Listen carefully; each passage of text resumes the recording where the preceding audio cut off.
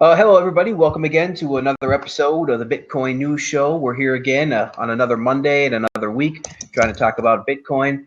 We got a lot of news this week to talk about, so we're going to go through it. We got the articles pasted into the chat as usual. I put them on the paste bin link. We also put them up with the show notes wherever we put them. So we put the show up on YouTube. We put it up on the World Crypto Network. And we make sure to keep the show notes there with it. Got a couple of guests tonight.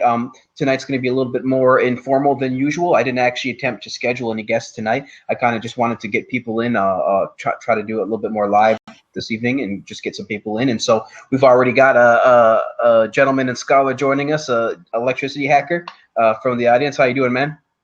Doing pretty good, pretty good. Do you want to be called William, or what should we call you? Yeah, you can call me William. So I just did a quick Google search for some Bitcoin news, and it turns out that China is trying to launch its own digital cryptocurrency. Yeah, that's in my notes for sure. Yeah, yes. I think it's gonna be my second or third story. I think there's like one of my stories in there, so not a problem. That's gonna be cool to talk to for sure. And then also we got Daniel joining us again from you, me, and BTC. Daniel, how you doing? Yeah, pretty good. It's been a while. I got a kind of makeshift studio on the floor right now because I just moved, but that's all right. Okay, cool. Yeah, I was wondering. It looks a little bit different than usual. I'm used to your microphone kind of taking up more of your face. Yeah, it's just sitting on the floor, kind of reaching out for me. Cool, man. Cool. Yeah, we're super informal here. I just got a laptop on my lap, so that's how we do it here. Let's see. So we got somebody trying to join in. Let's just see if it's a spammer or if it's a regular person, real quick. Let's see. Because I'm just trying to have a bunch. Hey, how you doing? Can you hear us? Yeah. How are you? Hey, how you doing, man? What's your name? My nickname or name? What do you want us to call you? Nothing, but I say thank you for you. You're nice talking. Okay. Okay, bye. Okay, bye-bye. Awesome. And that is the power of live television. This is a multinational, indiscriminate, all over the world. Yeah. That's right. That's right. We'll take anyone. We'll take anybody. Okay, cool. All right, guys. So let's get to the first thing. So before we get to the stories here, I actually have a few stories. But before we get to that, I kind of wanted to just bring up a concept for you guys and just to see what you think about. I was thinking about this recently, and just kind of wanted to see what you guys think about it. So from my understanding, kind of what's going on right now really around the world is it's kind of like a new renaissance, really, to me. It feels like it's a brand new kind of renaissance, a new crypto renaissance is what I kind of want to call it. This crypto renaissance is basically this new enlightenment of finance, I think, that's happening all around the world ever since Bitcoin came out. People are waking up to the central banking, people are waking up to how money works, and people are waking up to these new ways of transferring value over the internet and all these types of things. And I just wanted to get your guys' opinion on what do you think about this? Is this real? Is this a new enlightenment of people trying to come together to create better systems and better financial systems? Almost like I said, like a crypto enlightenment, almost like we had back a few hundred years ago with art and all these mathematics and all these different things. Is that something that's kind of going on now? Daniel, what do you think? Yeah, I'd say that's pretty fair. I mean, I think we've always known that. I mean, Bitcoin supporters have always known that it's completely new, it's completely different, and it is intended to solve all kinds of problems. And I mean, yeah, it's been an interesting. I'm sure we'll get there, but yeah, the past few weeks and months, it's been an interesting. There have been struggles, of course, but yeah, I think that the rebirth and then kind of just reforming the idea of money is absolutely a part of all of this. So yeah, I'd say that's definitely fair. And then even in the past week or two or three, it's been kind of a mini renaissance, a Bitcoin renaissance. The Bitcoin community has been rethinking, what all is going on here with Mike Hearn and everything. But yeah, I'm sure we'll get there. So, but yeah, I think it's fair. Absolutely. Yep, definitely interesting.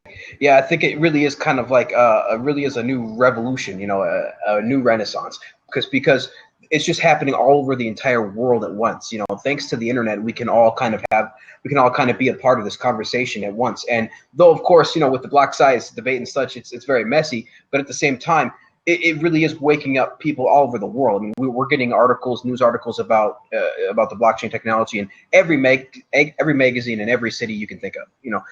Though it might not be completely positive press, it's still there. We're still making headways. We're still making waves that this decentralized thing is trying to make decisions and trying to evolve. And so, William, tell me, what do you think about this idea of this new crypto renaissance that we're finding ourselves in? Oh yeah, I think the Bitcoin confidence is definitely growing, in a big way, and I think a lot of people who dropped out are rejoining. And the main thing is that with the hashing power that's currently in the system at the moment, it's definitely stabilized, and it's definitely going to continue to grow. I think it's past the point of no return, so to speak. It's too ingrained in people's minds, and people in the know already know about it. So I think Bitcoin's here to stay, and I think it's going to have some competitors, specifically a lot of official centralized bankers. The American centralized bank, Chinese centralized bank. All these players are trying to get a piece of the new pie, and I think that there's enough to go around. And actually, the beauty of it is that multiple governments are trying to get a piece of the pie, which just decentralizes it even further. Absolutely. And and we spoke about this before on the show, but I think eventually, of course, they're going to have to start holding Bitcoin as an asset. These countries, they're going to actually have to start holding Bitcoin just to hedge against different things, different other commodities, and just like they hold gold and silver and other things. So they're going to have to hold crypto. Yeah, well, the cool thing, actually, America has one of the largest reserves of Bitcoin because they raided Silk Road. So I could see America supporting Bitcoin, considering the amount of holdings they have in it. So true, but haven't they auctioned most of that off, or? I'm not sure on that. They may have auctioned it off. No problem. Yeah, I can tell you they've definitely auctioned off a chunk. They've had a good 3 or 4 auctions. A good 3 auctions at least, for sure. I'm not sure if it's completely gone or not, but if it's not, it's close. But that was interesting, though, for a while. The U.S. government was holding all this Bitcoin that they seized, and it was kind of fascinating for a little while. But yeah, they definitely, I don't think that they saw enough value in, and they definitely they got rid of it and sold it off. So if they do have some, it's not much, but still interesting to see. So very cool. All right. So yeah, I wanted to just get your guys' thoughts on that. I think that we're finding ourselves in a super interesting time right now. I really think it is like this new time of enlightenment to really come to pass, because we've just been in the dark about finance and money in general for so many hundreds of years. People just don't understand and didn't have the capacity to know about it. But now I think that with the internet and with Bitcoin, there's really no excuse anymore. You really have to kind of take responsibility and realize what money is and where it comes from, and how it's helping or hurting you. And because at the end of the day, we're all in this society together, and we have to be able to know what's to help each other and to provide advice for each other. And so this is what we're trying to do. Somebody's trying to join in. Let's see, Nick Lim. Let's see if we can get Nick in here before we move on to our first subject. Nick, can you hear us? Are you there, Nick? Can't hear you, Nick. Okay, he can hear us, but we can't hear you. You can hear us, but we can't hear you, Lim. So, yeah. So, come on. I approved it, but we'll see what happens. If he comes back or not. So we can start the first topic here. So, just a quick note. It's funny about a quick note on the price. It's kind of funny, when Mike Hearn left, the price kind of took a bit of a tumble. But obviously, Mike Hearn isn't Bitcoin, right? So it had to come back at some point. So it did come back, and now it's bouncing around a little bit. But it's funny because it went down with Mike Hearn, back up a little bit, and now it's just going on. So it's going to be funny to see what happens coming up to the halving. My personal prediction is it's going to start getting the roof pretty soon. As we get closer to the halving, it's going to go sideways, I think, and then go a little bit higher. But we'll have to see. Do you guys have anything you want to say about the price real quick over the last week? just been really volatile. Yeah, well, the thing about Bitcoin is there's a lot of financial competition, so volatility is to be expected. But the basic underlying foundation of scarcity still exists. So as we're approaching the 1 exahash mark, you're not going to see a lot of inflation. So in the long term, you're going to see general trend towards rising of prices as more people want it and there's more scarcity. So I wouldn't really necessarily be concerned if it goes down or anything like that. I could see it skyrocketing and then leveling back out. I mean, back before the huge boom when it hit like 1,000, it was around $20. A lot of people don't really know about that, but I could see it going as low as maybe 400, but eventually prices will stabilize. And when they do, I could see that, being good for the currency. You don't want a lot of flux with the currency, but then that's for the investors to get in, right? You want someone who's got the ability to provide liquidity to dollars, and that's how you do that. So there's a lot of speculation, but exactly. I could. Sorry, go ahead. I could see a lot of attempts to corrupt it via speculation. Just jack up the price and then drop it. But I mean, the long-term technology behind it isn't going away anytime soon. So. Yeah, it's interesting. Someone in the chat mentioned that the obviously the money is not in the Bitcoin, right? The value isn't actually in the tokens. It's in the network itself and the value that provides. Now, of course, the tokens are a necessity to traverse across this network, so they do have value. But really, when we talk about Bitcoin, and the value and stuff, we're not just talking about some coin, right? Some just metal coin or some even digital coin. We're talking about a token on this network that is global, that is decentralized, that everybody can use, and that has all sorts of benefits, including creating an entirely new open monetary system that the likes of which this planet has never seen before. So there's all sorts of different value in it. So we just want to make sure that people know about that. We're not just trying to pump Bitcoin. I don't think any of us here are Bitcoin maximalists per se. But we do, at least I think that Bitcoin is probably going to be the one that's going to be the digital gold that backs the rest of the Bitcoin. That's going to be the gold standard that backs the rest of the currencies and the rest of the cryptocurrencies. Because at the end of the day, we gotta have trust. And all of these cryptocurrencies are coming out, and that's great. And there's a ton of them, and there's a ton of platforms, but it takes time to be able to secure a network and to harden a network to be able to be trusted by the world like Bitcoin has. And that takes years, that takes time, that takes money. And the network effects that Bitcoin has in place at this point and this time is really hard to surmount. It's going to be really difficult to surmount and to overcome. So any thoughts on that, you guys? Daniel first. Yeah, I mean,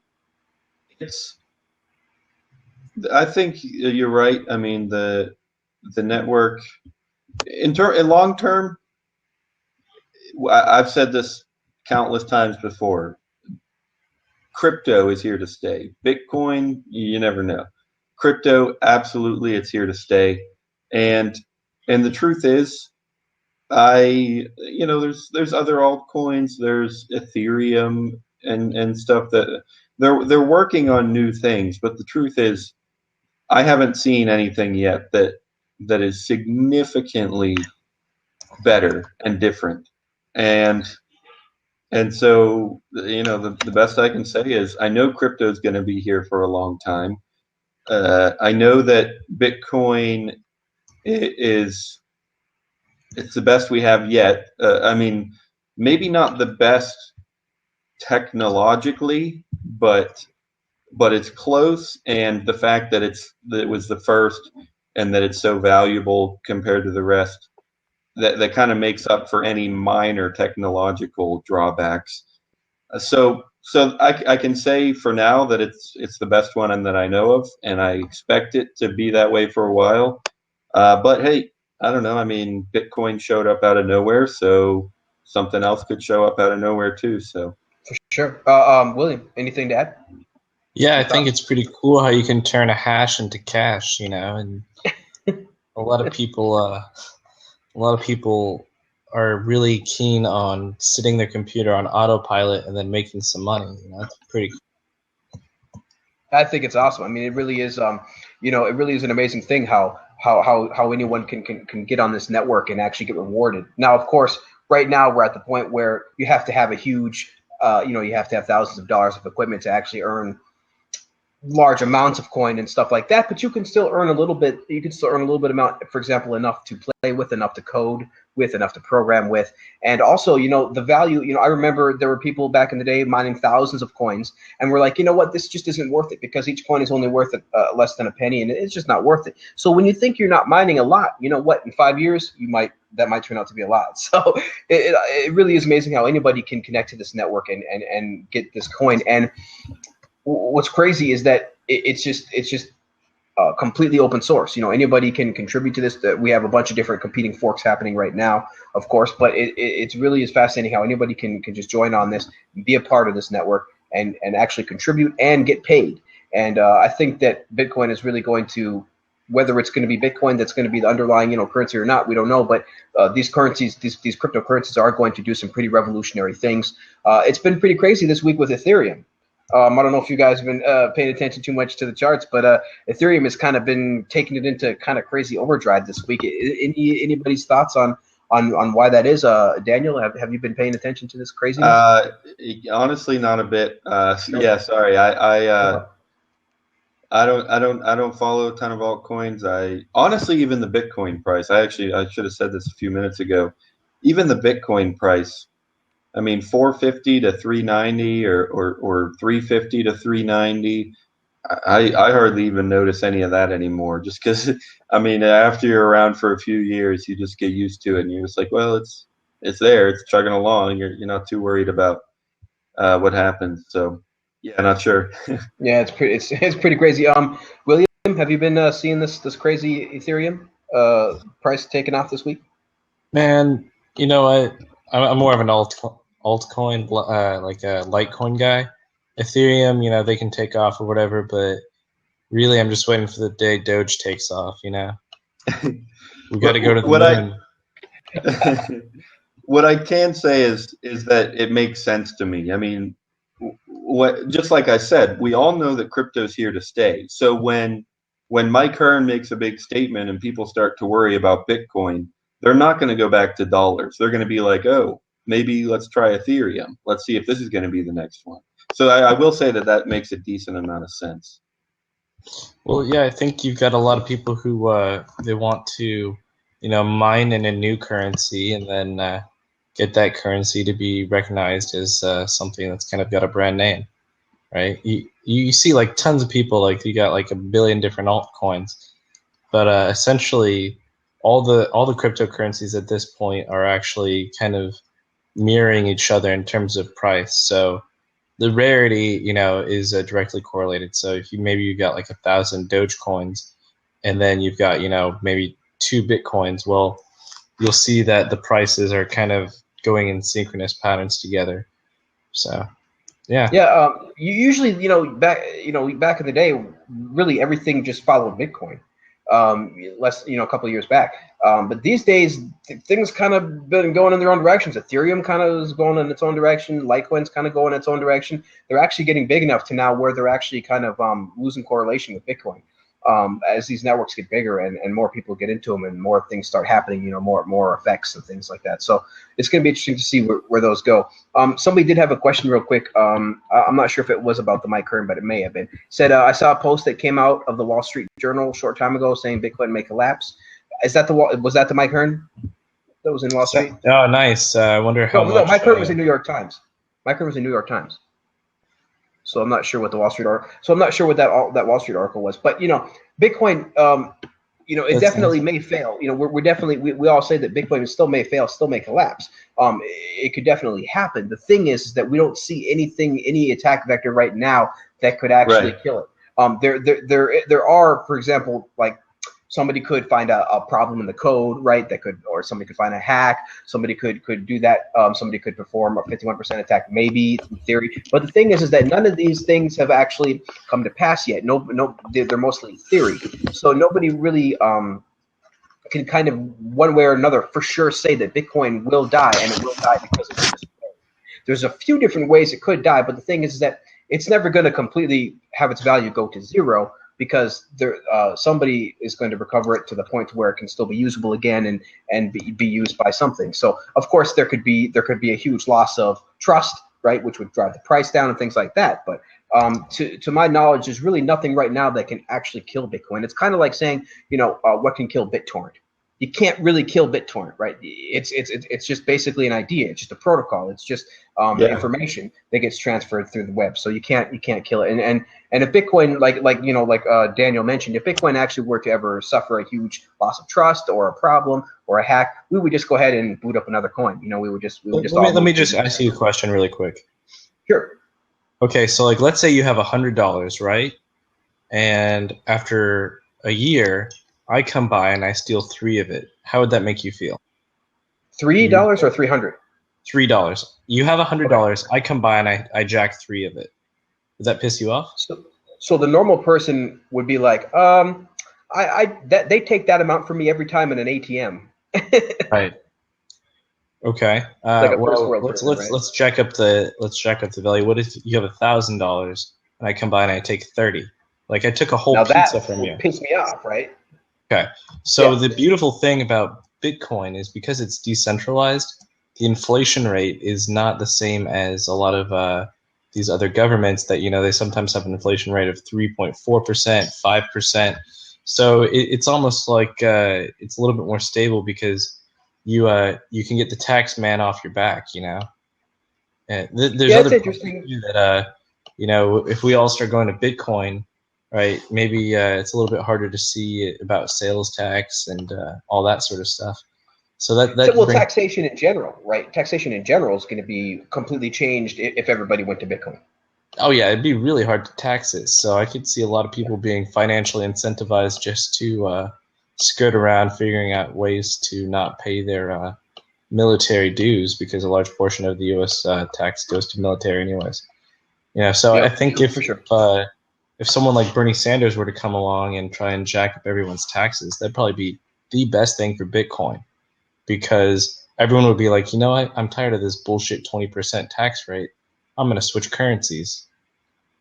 Well, that's what's funny that Andreas Antonopoulos always says, he's like, we don't really have to work too hard to get people into Bitcoin because the banks do that for us, right? The banks screw over customers on a daily basis, right? The banks exclude billions of people. The banks freaking are creating negative interest rates and all these crazy different things, right? So it's the banks are going to shoot themselves. They're shooting themselves in the foot. We don't have to tell too many people. And I think that, like, you're right, more and more people are going to experience this. More and more people are going to experience negative interest rates as that comes to America and other types of taxations. But as more and more people look into Bitcoin, more and more people are going to realize how they're being stolen from every second of every day through tax, through inflation, and through these different things. And Bitcoin is just this new idea of deflationary. Like, wow, that people that still have to wrap their head around, all the Keynesians, right? They still have to wrap their head around this fact that this deflationary thing is actually going to be amazing. It's going to be good, and it can actually propel a society's value way up into the freaking outer space. Because it's kind of crazy, where we are right now in this technological advanced world of these first world countries we have, like America and the UK. We have these things like amazing things like the internet and Skype and PCs and crazy quad-core processors and all this amazing technology. But yet, there's so many people in poverty. There's around the world, even in first world countries, there's so many people without a job. It's getting ridiculous, and it's because it's all being siphoned off and such by the central banks and all the centralized entities and how they have everything set up. So, Bitcoin is going to help take a percentage of that away. Bitcoin is going to help siphon and suck value through that little bit by little bit, all the way into this big, huge container, this empty silo called Bitcoin. And as more and more, and cryptocurrencies, and as more and more money pours into that, I think people are going to really start to rethink inflation, really start to rethink taxation, and really start to think really rethink how their societies are going to be run in a modern world where everything is over the internet. So it's going to be fun to see. If I were a fiscal leader, right? If I was like one of the chairs of the Federal Reserve or whatever, I would lean towards possibly trying to reduce inflation and promote policies that are low on taxes, specifically to bring about a lull. Because if Bitcoin does have some sort of major incentive by some sort of crazy taxes or crazy inflation, that's pretty much just going to skyrocket that, and it's going to deflate the American dollar's value internationally. But that's it's kind of a double-edged win, because on the one hand, if they do nothing and they actually try to do the right thing, like, it helps out our country, and then on the other hand, if they screw everything up, now we've got something to back up on. It's a safety net almost. Yeah, Bitcoin, I think cryptocurrencies in general are going to act like the world safety net, because we're only a month into this 2016. We've already got trillions and trillions of dollars lost on the stock markets, and it's just getting started. And this is just the beginning symptoms of the end that we're coming into of this crazy QE bubble. Of this thing. That quantitative easing. It's kind of funny. It's the intent of the stock market is to aid business, but it appears like there's so much meddling going around that it's actually hurting business, because you get these wild fluctuations in value. And it's being so centrally controlled and so artificially manipulated that people are getting wise to it. And this is why, that stock market opened for 7 minutes, man. In China or Japan, I forget which one, but it opened for 7 minutes and they had to close it. So it just kind of shows you that people aren't buying what they're selling anymore. So we'll see how it happens. But I've never really been a big fan of jumping into the stock market. I always kind of thought, well, if I have a piece of paper that says I have ownership, that's not the same thing as actually having ownership. And that's actually it's funny that I'm saying that, because that's the identical thing that the dollar bill is, right? It's just a piece of paper saying you have ownership, but do you really? Well, that's a tough one, though, because you could say that about Bitcoin too. It's letters and numbers. It's just rights to some slot on the ledger. If you just have that, is that really ownership? So that's a tough one. That's a great question, and it comes back to what you can get for that, right? So as awareness for Bitcoin grows, I've heard about people selling cars in exchange for Bitcoin. They've got there's multiple financial institutions looking at possibly carrying Bitcoin and then charging a small tax on conversion. I would say the key difference is with respect to trust, because within the stock market or with the dollar, you're trusting people out there that they're going to let you have that dollar tomorrow, or that they're going to the dollar doesn't. You don't even get gold for it anymore. But that was the idea behind it. You trusted that dollar was worth X amount of gold. Mm-hmm. With Bitcoin, you don't have to trust people. In fact, there's not even anything you could trust them for, because nothing backs Bitcoin. So you literally can't trust that it has value. You just know that the network. You have to trust that the network is secure, I guess, but because of the decentralization, you're not trusting one person or one group.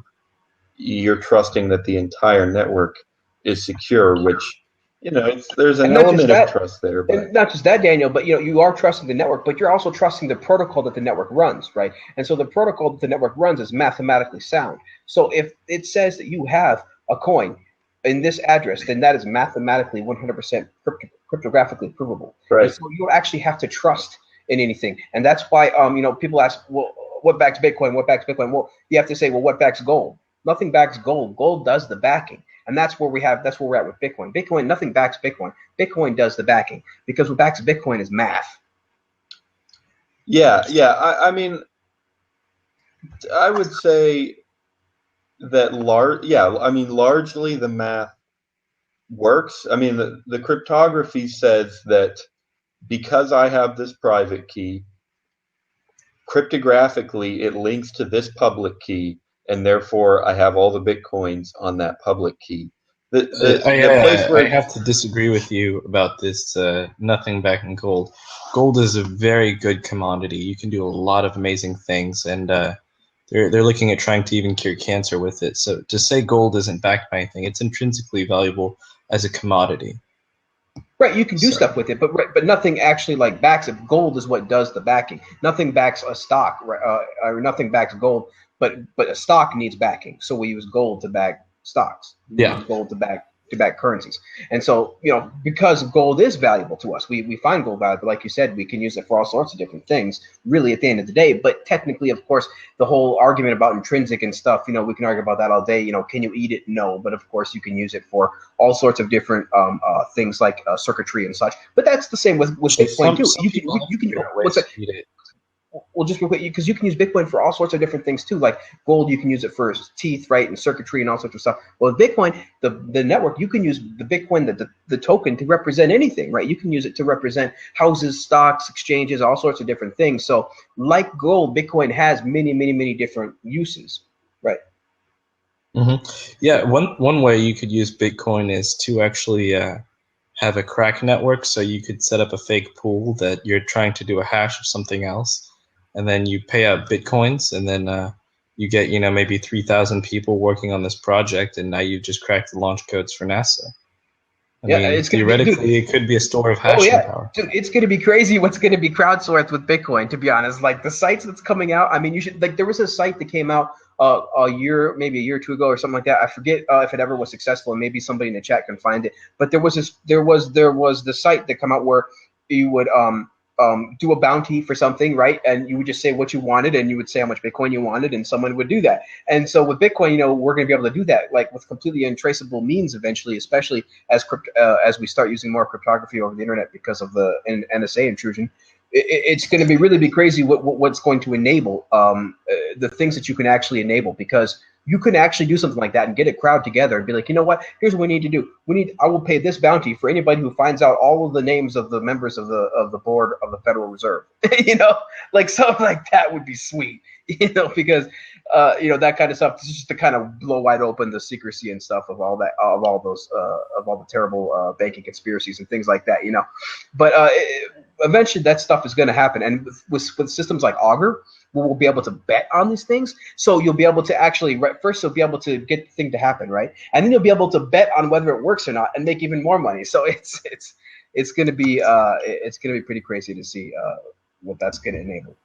Can I back up a tiny bit? Oh, sure. Go ahead, please. So talking about trust, I think this is what both of you were saying, but yeah, when it comes to gold, it's like you can use it for, let's just say, you said, sir, let's even just say a paperweight. Okay, if you use gold as a paperweight or whatever you're using it for, you don't have to trust anyone or really anything that the gold is going to have that weight and hold that paper down. It just does. That's gravity. That's physics. You don't have to trust that somebody's going to give you a certain amount of gold in exchange for your dollar. That's backing. That's trust. With gold itself, it's just it holds the paper down. That's it. It does it. Nobody's questioning that. With Bitcoin, like we were saying, it's a lot of it is the same way. To a very, very large extent, there is no trust, because if you have the private key, it links to that public key. It just does. That's what the math says, and the public key has your Bitcoins. Now, I will say there's the place where trust, I think, is involved is you have to trust that the network is secure. You have to trust that that the database is not going to get corrupted. And we already know that that's not physically impossible. We already know that a 51% attack is a thing. We already know that hard forks or like orphan blocks are things. So it's not that. Oh yeah, I thought that was funny. China figured out a way to produce low quality bitcoins.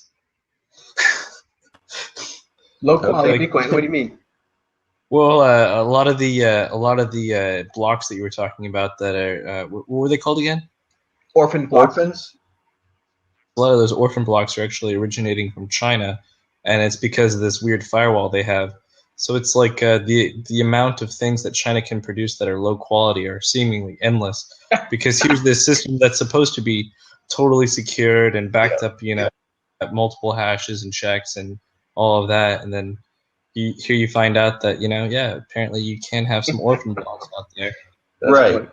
Right. That's because of their firewall. They can't quite get there soon enough. But they're working on that. Believe me, they have now huge amounts of financial incentive to actually get around that a little bit quicker. Daniel, go ahead.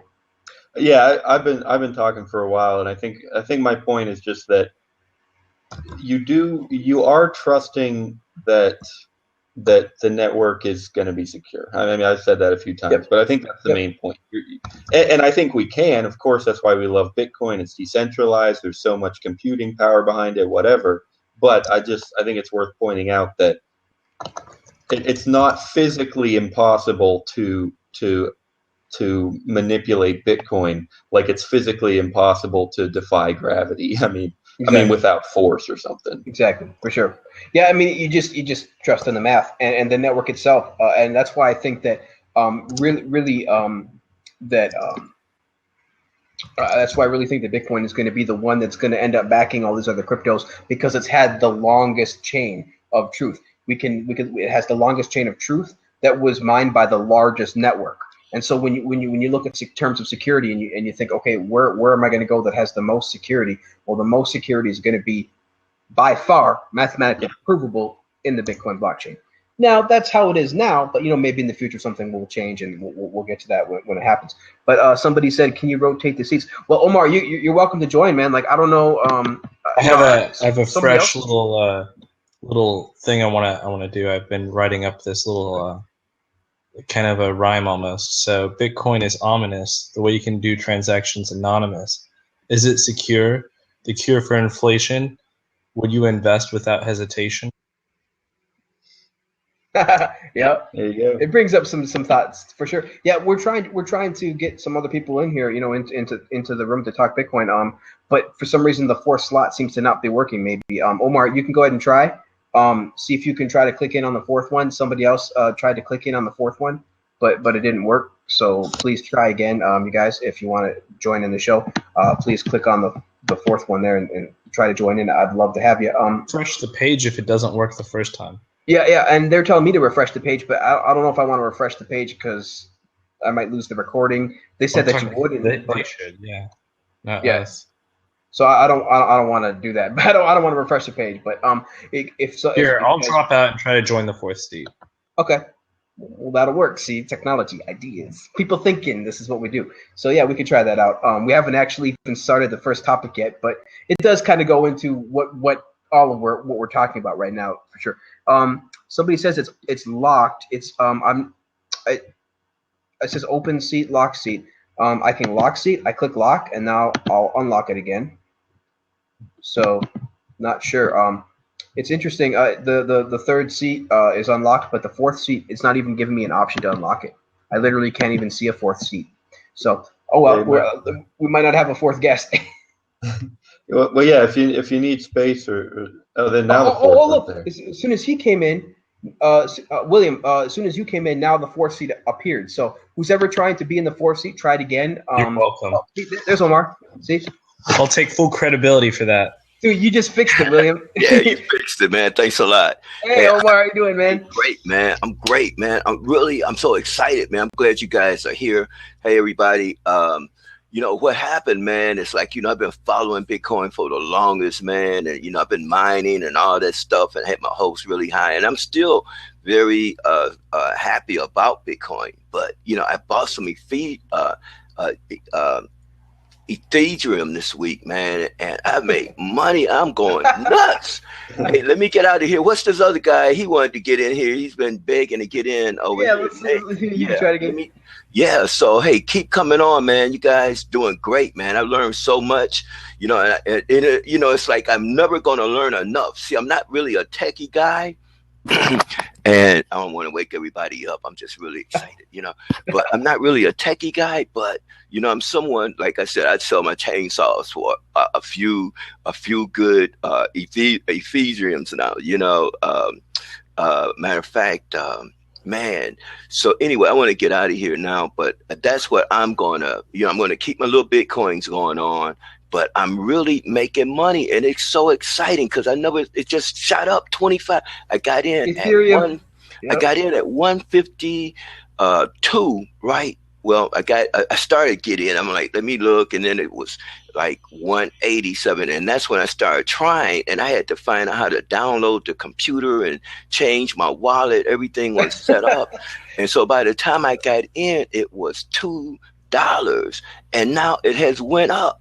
And this was the Friday. It has went up to what, probably like a $2.60, something. Yeah, it went over incredible. 250. Yeah, and look at the trading volume, man. It's going nuts, man. It's crazy, man. So Right. you know, now of course, you know, be careful with that. You know what's going to go down, right? What goes up must come down. So Really, and see, that's the part I don't know about text, because it's like, it look like I'm kind of taking Hearn's side here. It's like, this is the bank thing, man. When I look at how many banks, look at the banks that came in under this boy, and that's what it's about. This is really going to help Bitcoin. There's no competition for Bitcoin. This is going to help, now to say that the banks is accepting the blockchain, which they already did before Bitcoin, but now Hearns to take this to the banks, and all the big 11 banks accepted, Barclays, all the big boys, they're going to bring the trillions, man. Well, you got to be careful, Omar.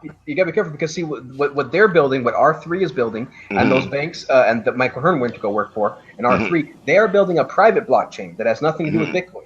So when they start investing in their private blockchains, that their private blockchains, that does, when they put their trillions in that's not actually putting any money into the Bitcoin network. Now, of course, that will put credibility into Bitcoin for sure, as these more people. But what we're seeing is a replay of what happened in the 90s, where the telcos got together to try to create something to compete with TCP/IP. TCP/IP was the open thing. TCP/IP was Bitcoin. But then these 40 telecom companies got together to try to create something called X25. They wanted to create something like their private blockchain to compete against the open source, and it got blown away by TCP/IP because the whole world could innovate on TCP/IP. The whole world could download it, open source it, build it, and build stuff just like Bitcoin. See, so it's going to be interesting to see how it plays out, because there's going to still be a place for private blockchains. We still need them. But just so you know, there is a separate thing. We got private blockchains that, like Mike Hearn's doing, and then we got public Bitcoin blockchains like Ethereum, Bitcoin. Well, so is it that Ethereum, is the banks accepting Ethereum? That's what's behind this? Explain that. Sure. So Ethereum is created by one. It was originally created by one guy. He actually got some funding and everything. So that's still going on. The project Ethereum is still working. They did get recent news. For example, they were now accepted on Microsoft Azure platform. So that was kind of cool news for Ethereum. That's great. You can now run Ethereum over Microsoft platform. But there's no banks per se accepting Ethereum yet. Remember, the banks are going to all try to do their private stuff first. They're going to try to go with Ripple. Right, they're going to try to go with their own private blockchain stuff before they're ever going to touch Bitcoin, because they don't like the openness. They don't want the openness. So make no mistake, they just like the internet, just like the telcos did in the company in the 90s. They said, look, we want the internet, okay? We want email. We want this amazing stuff, right? But we don't want people to access anything outside of the company. And so we got this email. We got these private websites. We got this private email. It's so awesome, right? But no. Didn't take off. Nobody cared, because nobody could send an email to somebody else. But then when they started opening up their intranets to the internet, and being able to send email, communication, and content across the internet, that's when it took off. And so similarly, I think something like that will happen with Bitcoin, where they're going to start out with their private blockchains, their AOLs, their CompuServes, their stuff like that, their Prodigies. But then eventually, the most of those will go away, and we'll have only a couple left that will interact with the public blockchain, the public internet, and all of these things like Ethereum and Bitcoin and all these public blockchains. Great. All right. So thanks a lot, man. But, this is just a great time to be alive and to see this transition taking place, man. It's like anybody, we're really fortunate to know about this, especially somebody like me, someone who, who's not even into tech, because basically the only people into Bitcoins are your technicians, your software, your technical people, your nerds. So, but for me to come in out the trees and find out about this and invest in, and especially with the stock market going on. Okay. Hey, let me see if this guy's still around, man. Thanks a lot. All right. Take care. All right. See ya. Yeah. So definitely try to join in now if you guys can. We do have the fourth seat, and it's now working thanks to William. He left and then came back and suddenly magically made the fourth seat work. So awesome. Thank you, William. Thank you for that, William. But yeah, did you guys have any remarks on the last topic there, just the private versus public? Just because I want people to make sure, people are like, yes, Mike, R3 is taking off with the private blockchain, so now Bitcoin's going to be huge. I wanted to make sure that there's a separation between the private and the public blockchains. Actually, this is just now coming to me, but that actually fits pretty well with what we just said about trust. When it's a private blockchain, you do have to trust that it's exactly like the dollar. You have, like, maybe they will back it. I mean, sure, for a time they gave you gold for your dollar. I mean, maybe it might work for a little bit, yes, somewhat. So, but you do, that trust has to be there. If it's a private blockchain, you have to trust that they're not just going to go in and say, "Oh, actually, you don't have money. Okay. Sorry." Catch you later then. What I would do, I see this as kind of go ahead, Nick. Hey, Nick, how you doing? Night. Hey, we can't see it. You got to move your camera down a little. We can't see you. We can only see the top of your head. I see Ethereum as a move to possibly Oh, sorry, one second. take them for a ride. Sorry, one second. Hey, Nick, how you doing? We can see you, man. There you go. How you doing? Doing well. Awesome. Thanks for joining us, man. We'll just let William here finish his thought, and we'll go on to what you wanted to say. Sure. So, William, go ahead. I didn't really have anything particular to say. I just wanted to start the conversation because what was happening before? Well, we'll let William finish, and you can jump in if you think so, if you got something to say. Sure. So what I would do with Ethereum is I would do kind of I would take them for a ride. So the whole thing is they want to make a private system and they want to kind of essentially screw everyone over. So in order to do that, they have to invest pretty heavily to jack up the price to make it look. So I would ride the wave, and then probably once I think it's about to start peaking, I'd pull out. Right when everyone thinks it's the shit, that's when you drop it. That's basically, and then they just lose money because they, they think they got taken for a ride essentially. Sure. I mean, and you got to remember, to all those who Omar and to all those people who are buying alts, you got to remember these alts. These altcoins are very, very fickle. They have very small market caps. They can be overrun pretty easily with traders, and so if you see this price going up and you start making money, hey, that's great. But do be aware that more than likely it will go back down again at some point. Now, and a good way to look at valuation is to see how hard it is to hash. Right? If it's easy to hash, it should be low value. If it's hard to hash, it should be higher value. It's all about scarcity. Yeah. So I mean, now Ethereum is a great project. Well, and usage. It's not always about not always about the mining ability. It's how much usage there is. Good point. Very good point, Nick, for sure. And Ethereum is a great project. So I personally think that it's going to be around for a while. So my advice personally to Omar is to probably hold on to that. Don't sell. But hey, it's all about how quickly you want to make your money back. But in my opinion, yeah, Ethereum is going to probably be around for a while. It's got a lot of support, and it's been doing really well lately in the market. So my advice to that is to hold on. Now, of course, we can't give actual real financial advice. We'll just give some warnings out that before the SEC comes down here and starts. I think you have to make profit before the SEC. I heard that they said that Bitcoin's a commodity, so they can't even do anything to you. Yeah, no, that's what's funny is that that of course this is the irony of our beautiful U.S. government. They have one branch is calling it a commodity, one branch is calling it a currency, one branch is calling it something else. So at the end of the day, I don't think they're ever going to agree in the short term what Bitcoin is, because Bitcoin is something so new. This new crypto asset, this new crypto. Hold on, let me fix my bed real quick. It looks pretty bad in that tweet. But yeah, this new crypto real estate, this new crypto asset. So I think that it's going to take a while before people can really wrap their heads around this, especially regulators. I've already been hearing some estimates of how long it's going to actually take regulators to get the basic stuff going, and everybody's talking about 3 to 5 years, just to get the basics. Try to agree on some basics to get down. So this is going to take. How are they going to regulate something they don't have control over? Exactly, and that's what's going to be really funny. Now, remember, William, they do have a lot of control over the current financial system, so they're going to exert that control as much as possible. So though they don't control Bitcoin, they are definitely going to try to control it and probably be pretty successful in the beginning to an extent, right? Only to so far, because Bitcoin is global. So, for example, New York successfully locked down their freaking city pretty good, right? With the stupid with the stupid bit license. What's this bit license business? Yeah. Well, I'm just gonna say so the New York successfully pretty much locked down their city with the bit license. They pretty much locked down innovation in their city, where you have to pay hundreds of thousands. You have to pay $100,000 and all these fines and stuff with lawyers. So though they can try to control it right in New York City, they were a little successful in New York City, but globally they're not. Bitcoin is completely unleashed, completely wild, completely uncontrollable. So they have no hope to control anywhere else. And so that's why it's going to be interesting to see how much control they attempt before they realize and pull back and realize, okay, holy crap, trying to control this thing is being even more detrimental than letting the thing go. So I think that regulation is probably one of the for sure.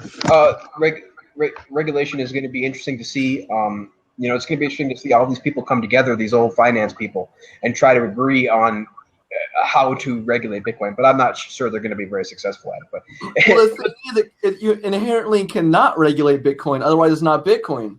Yep. So it's going to be fun. I'm sure, Nick, you've heard of the bit license, right? I have not heard of it. What is that? Oh, really? The bit license? Okay, so that was the huge thing that was passed in New York, and just last year, I think they tried to. It's their New York's attempt at regulating Bitcoin. So in order to actually have a Bitcoin business in New York, you have to have this bit license, which is like $100,000. Well, that is never going to work. Exactly. That just destroys small businesses, which is what Bitcoin appeals to. So. Exactly. Guess how many people actually have the bit license in New York? Like under 10 companies. And so it's just ridiculous. So we'll see how that works out. I'm damn sure I'm not getting that license, and I will be operating in New York. So yeah, no, it's ridiculous. So okay, so let's actually go on to the first topic here. Well, actually, even before we go on, sorry, I want to extend it even longer. So about the trust, Daniel, for sure, just real quick to go back. So the private blockchains, what they have to, what it is a scenario of the banks trusting each other. So the banks have to trust each other. Now, will they be able to do that? Not sure. So far, they just released an article where 11 banks were able to trust each other temporarily. We'll see how well that's actually going to play out in the future. And what they're trying to do is they have over 40 banks in this consortium, in this blockchain alliance, and they're trying to sell us that with all of their billions of dollars and stuff, they're going to actually try to figure out how to talk to each other better than what we already have with Bitcoin. And so because they just have to trust themselves, the own banks, but with Bitcoin, it's completely trustless. So if you ask me, which one's going to win, well, we'll find out with the open internet versus the AOL, the internet one. So we'll see who wins. But I just wanted to Wait. What are you talking about right now? That some banks are doing what? I'm just talking about the difference between private blockchains and public blockchains, where the banks have to trust each other, but with Bitcoin, the public blockchain, we don't have to trust anything except the network itself. Well, I think ultimately, no trust is ultimately the best system, but even in a system with trust regarding big corporations like banks, I think it will be pretty. I don't think there will be that many problems, but I think there will be one or two every once in a while. But I think it will get resolved pretty easily. Well, here's what's funny, Nick. I don't know how old you are over there, man, but I tell you what, I've had a banking account for over 10 years, and I'll tell you what, the amount of times that the banking system has been down when I needed it, I can. Oh God! Like it seems like every time I need to get. Every time there's a situation where I need to get money to somebody or I need to get money for something specific that I had planned out, the day I need to go to it, the banks are down. And, their systems, they go down all the time. And what's crazy is that Bitcoin's been around for 7 years, no downtime. Well, unless... Yeah, I don't see how there could be downtime unless the internet itself is down. Exactly. So that's, just and even if a sector of the global population does have no internet access, like let's say it drops for like a day, Bitcoin still exists. That's the whole point. It's decentralized. You can literally shut down a whole geographical area and Bitcoin would still be able to operate. Yep. And so that's why it's going to be really interesting to see if they can attempt to regulate it or attempt to stop it. But I don't think they're going to have much success. So, okay, so now let's actually move on to the first topic here. It's only been an hour into the show. We're moving on to our first topic here. Let me paste this article in here. Tough questions. I like answering tough questions. For sure.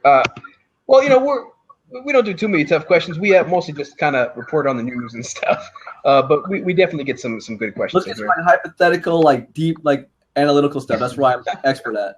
Okay. Well, first we're just gonna go through a few articles here, and hopefully some deep conversation will come from these articles. So the first article I'm gonna paste in here for everybody to see. Welcome back, William. We're just about to start our first article here. I just pasted it into the chat. The first article is, where is it? Almost have it. Okay. First article is Bitcoin for the masses or is it against the state? So I'll first go to Daniel to this one. Let me ask you, what do you think about this? Is Bitcoin for the state? Is it for the masses? What do you think? I hate that title. I hate it. I hate it. I hate it. Why can't it be both? Exactly. Oh yeah, it's I don't even know how I read. This is the one article I read almost all the way through, and I don't even know what he means by the title. I think he's saying that some people, I guess he's saying Mike Hearn wants it to go mainstream for the masses, whereas other people are focused on just keeping it decentralized and going against the state, whatever. But yeah, it's right. Well, then it also raises you raise a question right there: is a decentralized currency or platform going against the state? In my view, I don't think it is going against the state. I think that they can work in synergy. I don't think they have to go against the state. I mean, Bitcoin at its core, right? It's just a technology which was a system. It's a ledger. You can do anything with it, and it was a system that requires no trust. So I mean, you can use that in almost anything. We just happen to use it for this form of currency, right? And so, like, is it going against state? I mean, if you want to make it go against state, then sure. If you're trying to regulate Bitcoin and tell people what they can do with it, then yeah, Bitcoin's going to go against you, and you're going to lose every time because Bitcoin, it doesn't require any sort of regulation. I mean, it just operates based on mathematical operations, right?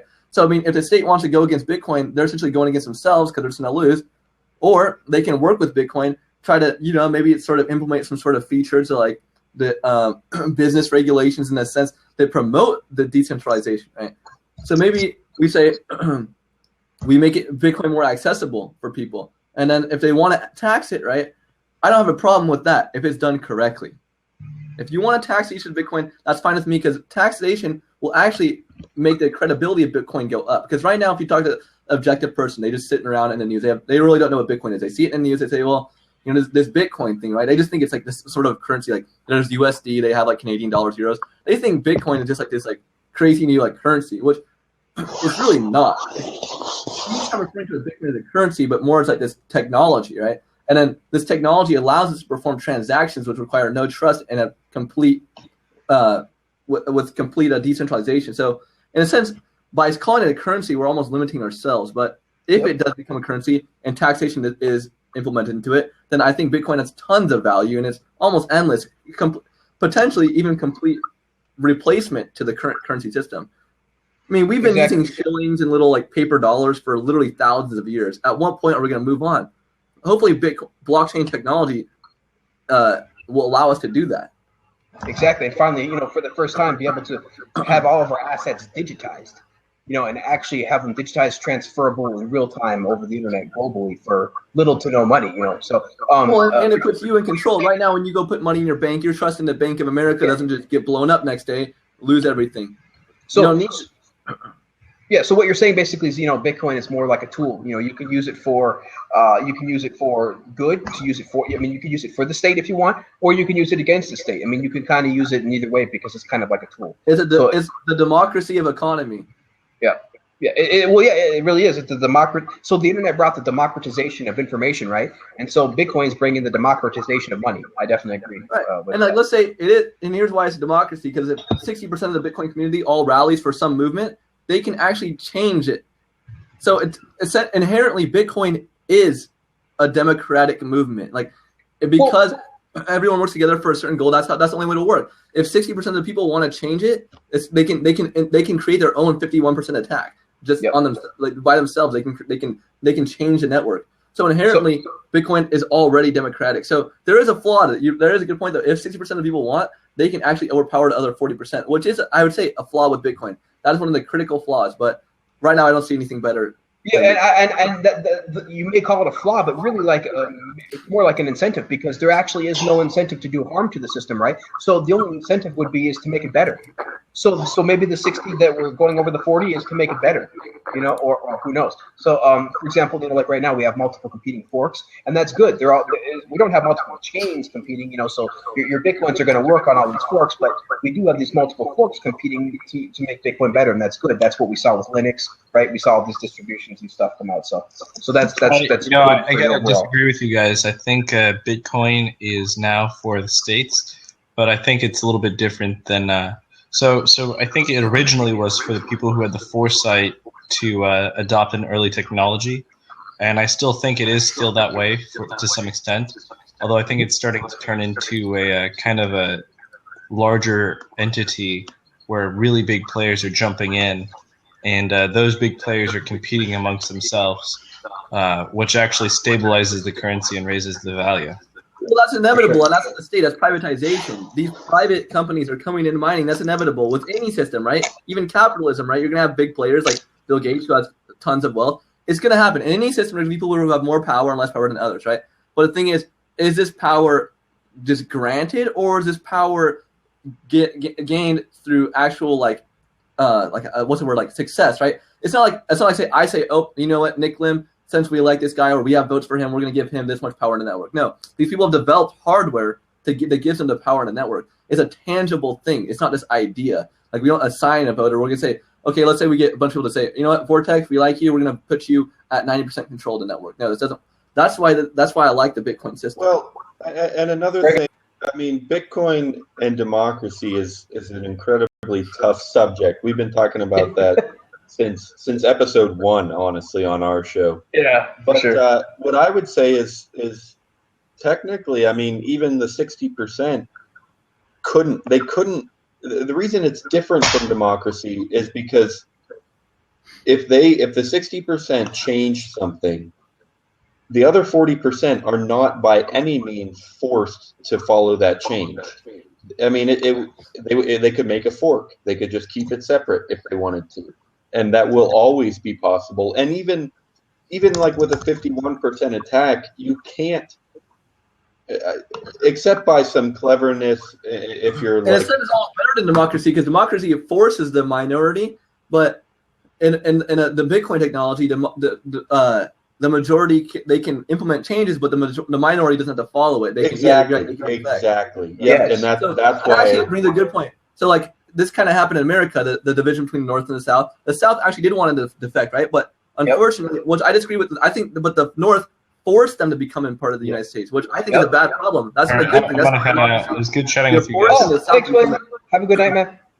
Appreciate it. Whether or not you believe in slavery, whatnot, I'm not sure what the issue was, right? But whether or not you believe in those issues, right? You shouldn't force someone to be part of your democracy. That's not how democracy works. So, so Bitcoin is actually a true democracy. That's why it's so powerful too, because it's opt-in, right? It's 100% opt-in, and that's what's beautiful about Bitcoin. Bitcoin doesn't force you to use Bitcoin. Where, of course, as you know, all the nation states force you to use their currencies. So, to the point to where they completely remove it from education, so you don't even actually know what currency means, But yeah, that's the beautiful thing about Bitcoin, is that it is completely opt-in. Anybody can opt in. You don't actually have to use Bitcoin. Bitcoin doesn't force you to use it. You can use it or you not use it, and you can use it at your leisure or not use it at your leisure. And Bitcoin doesn't care how old you are. Bitcoin doesn't care where you are. Bitcoin doesn't care, your past history, your color, your race, your gender, nothing like that. So that's why we love Bitcoin. It is completely agnostic, and really it's just a tool to help us succeed. It's just a tool to help society get to the next level. With Bitcoin powering our civilizations for the next few hundred years, we can really get to that next level of society where everything is just instant, global, and there. And with VR, it's really going to be interesting. With Oculus releasing this year, it's going to be interesting to see how Bitcoin is going to play into that. There was a VR blockchain project released in beta, and so I'm not too familiar with it. But it's really interesting gonna see, man, how these currencies are going to power creation. Because, for example, on this other VR platform, they created this currency where you had to buy and sell the items only in this one currency, which made the currency valuable inherently. So that there is a problem with Bitcoin, though, and the problem is its strength is also in a sense it's weak. It's one of its weaknesses. So I know that a lot of people the reason they don't want to complete adoption of Bitcoin is because there is no government backing it up.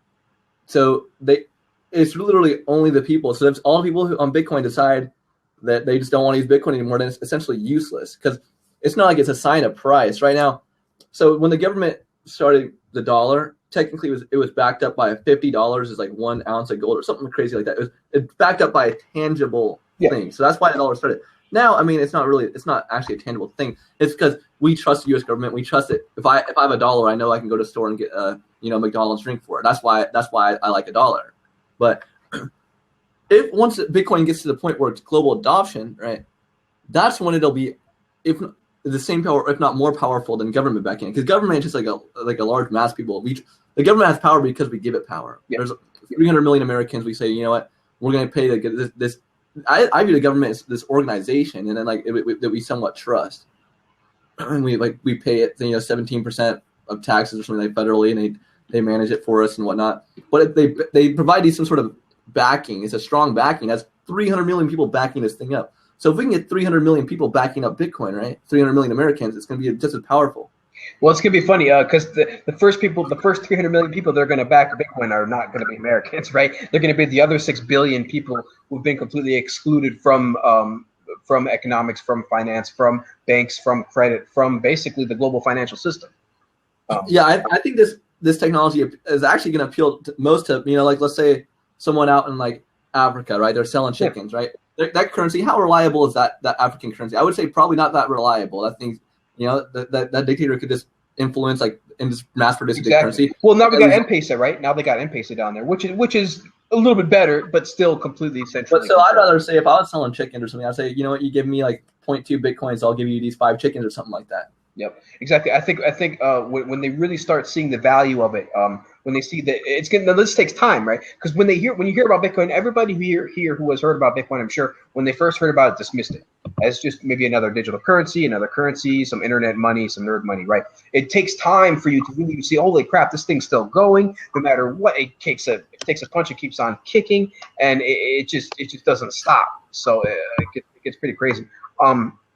We got somebody. We got a couple people trying to join. We got Phil trying to join. Let's see if we can get Phil in here. Hi, how are you doing, Vortex? Hey, Phil, how you doing, man? Not bad. I just want to ask you what the topic is, so I can kind of assimilate to your thoughts.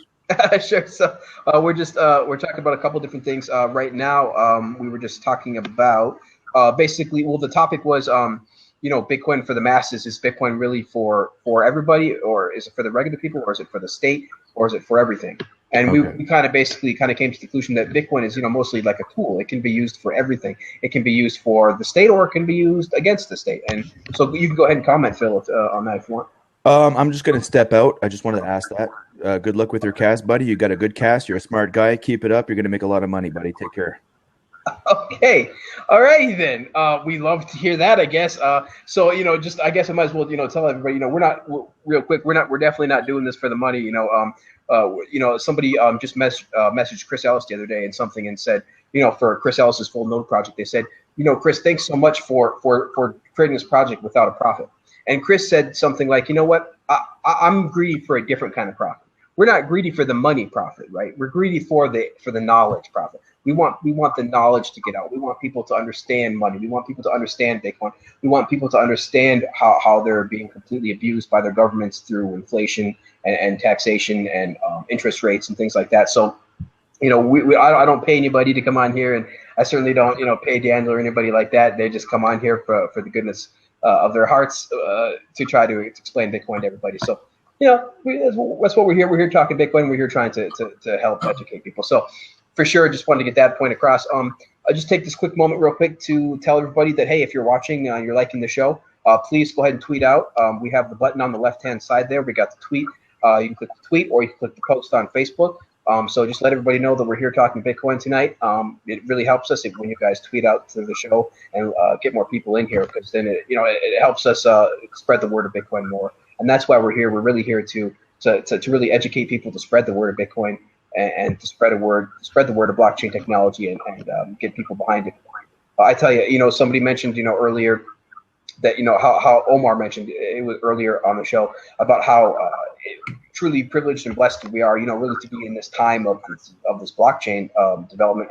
And I really agree, because I've said it on the show I think before, where I was too young to really kind of grow up with the internet. Like I was on the internet in the early days, very early days, of course. But as a child, you're not thinking about the economics of it. You're not thinking about the finance. You're not thinking about VCs or any of the crazy things that go along with it. I was just using it to download mods for like Doom or Duke Nukem, right? So those types of things. So I wasn't thinking about it. I didn't really get to really help get a voice in or help shape the internet anyway, really in the early days. So with Bitcoin, I really saw an opportunity now, as I think most people do in Bitcoin, really who haven't seen the technology come along like Bitcoin since the internet.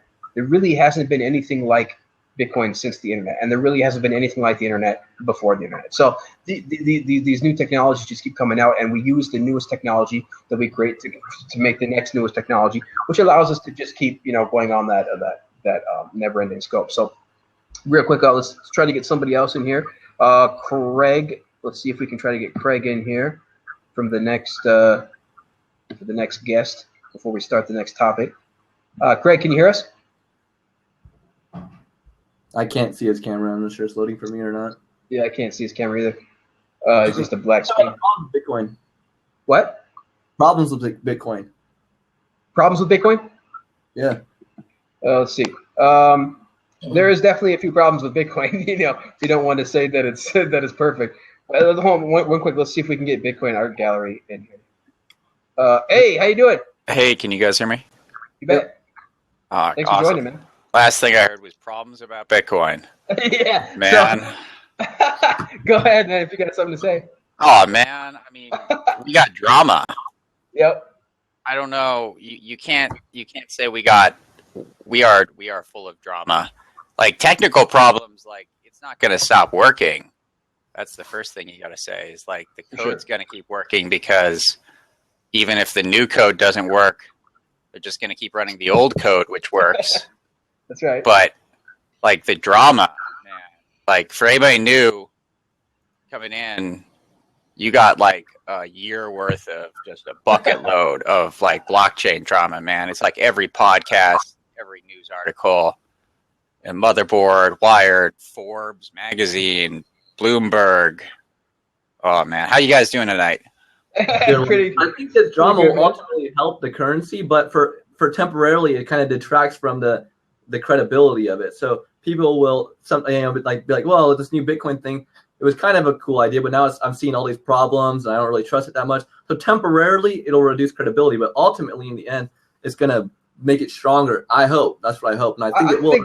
I think so too. Because again, it just spreads the awareness and stuff like that, and it brings more intelligent people, more smart people into the conversation as possible. And and like you said, what do you want us to call it? Call you Bitcoin Art Gallery? What do you want us to call you? Oh, that's fine, Dustin. Dustin's good. Dustin. So you said Dustin, right? Yeah. Yeah. So Dustin. So Dustin.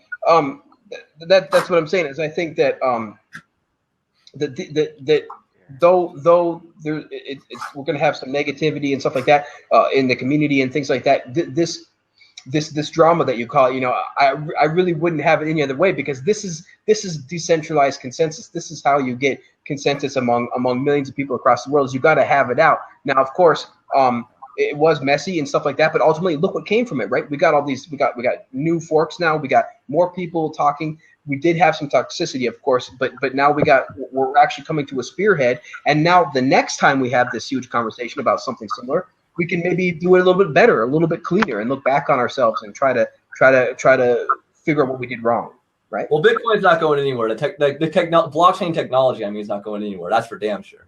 Well, yeah.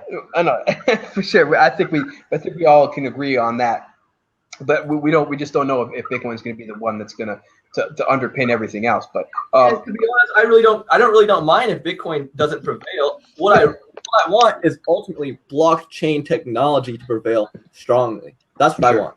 whether that be Bitcoin or some other derivative of that, whether it be an altcoin. What does that even mean? See, Right, like people who separate the word Bitcoin and blockchain, I don't know if they know what they're talking about. I don't think Bitcoin is the first like software, right, which uses blockchain technology. Basically pioneered it. Yeah, but now there's like Litecoin, they all use blockchain technology, but they're not Bitcoin. Right. So as long as something using blockchain technology prevails and gets global adoption, where you walk down the street, I can walk to McDonald's, use blockchain technology, and buy a soda. When it gets to that point, Nick, you got to remember. Nick, you got to remember the blockchain technology can also be privatized, right? That's what R3 is trying to do. That's not blockchain. Like fundamentally, like the proof of work that contributes. The whole point of what the blockchain is like a proof of work. Like you and me and BTC. Like I listen to your guys' show all the time. You've ranted about this like 500 times or something. Oh yeah. Now it's a great show. Like you spent 4 episodes just bemoaning how hard this point is to get across. Is that like without the reward that the mining gives you, there is no blockchain, because then it's not a blockchain. When I say blockchain technology, I mean any sort of system that has blockchain technology plus the reward. It's all inherent. Okay, but like 90% of the things that just came out that called themselves blockchain have no mining reward. They have no mining.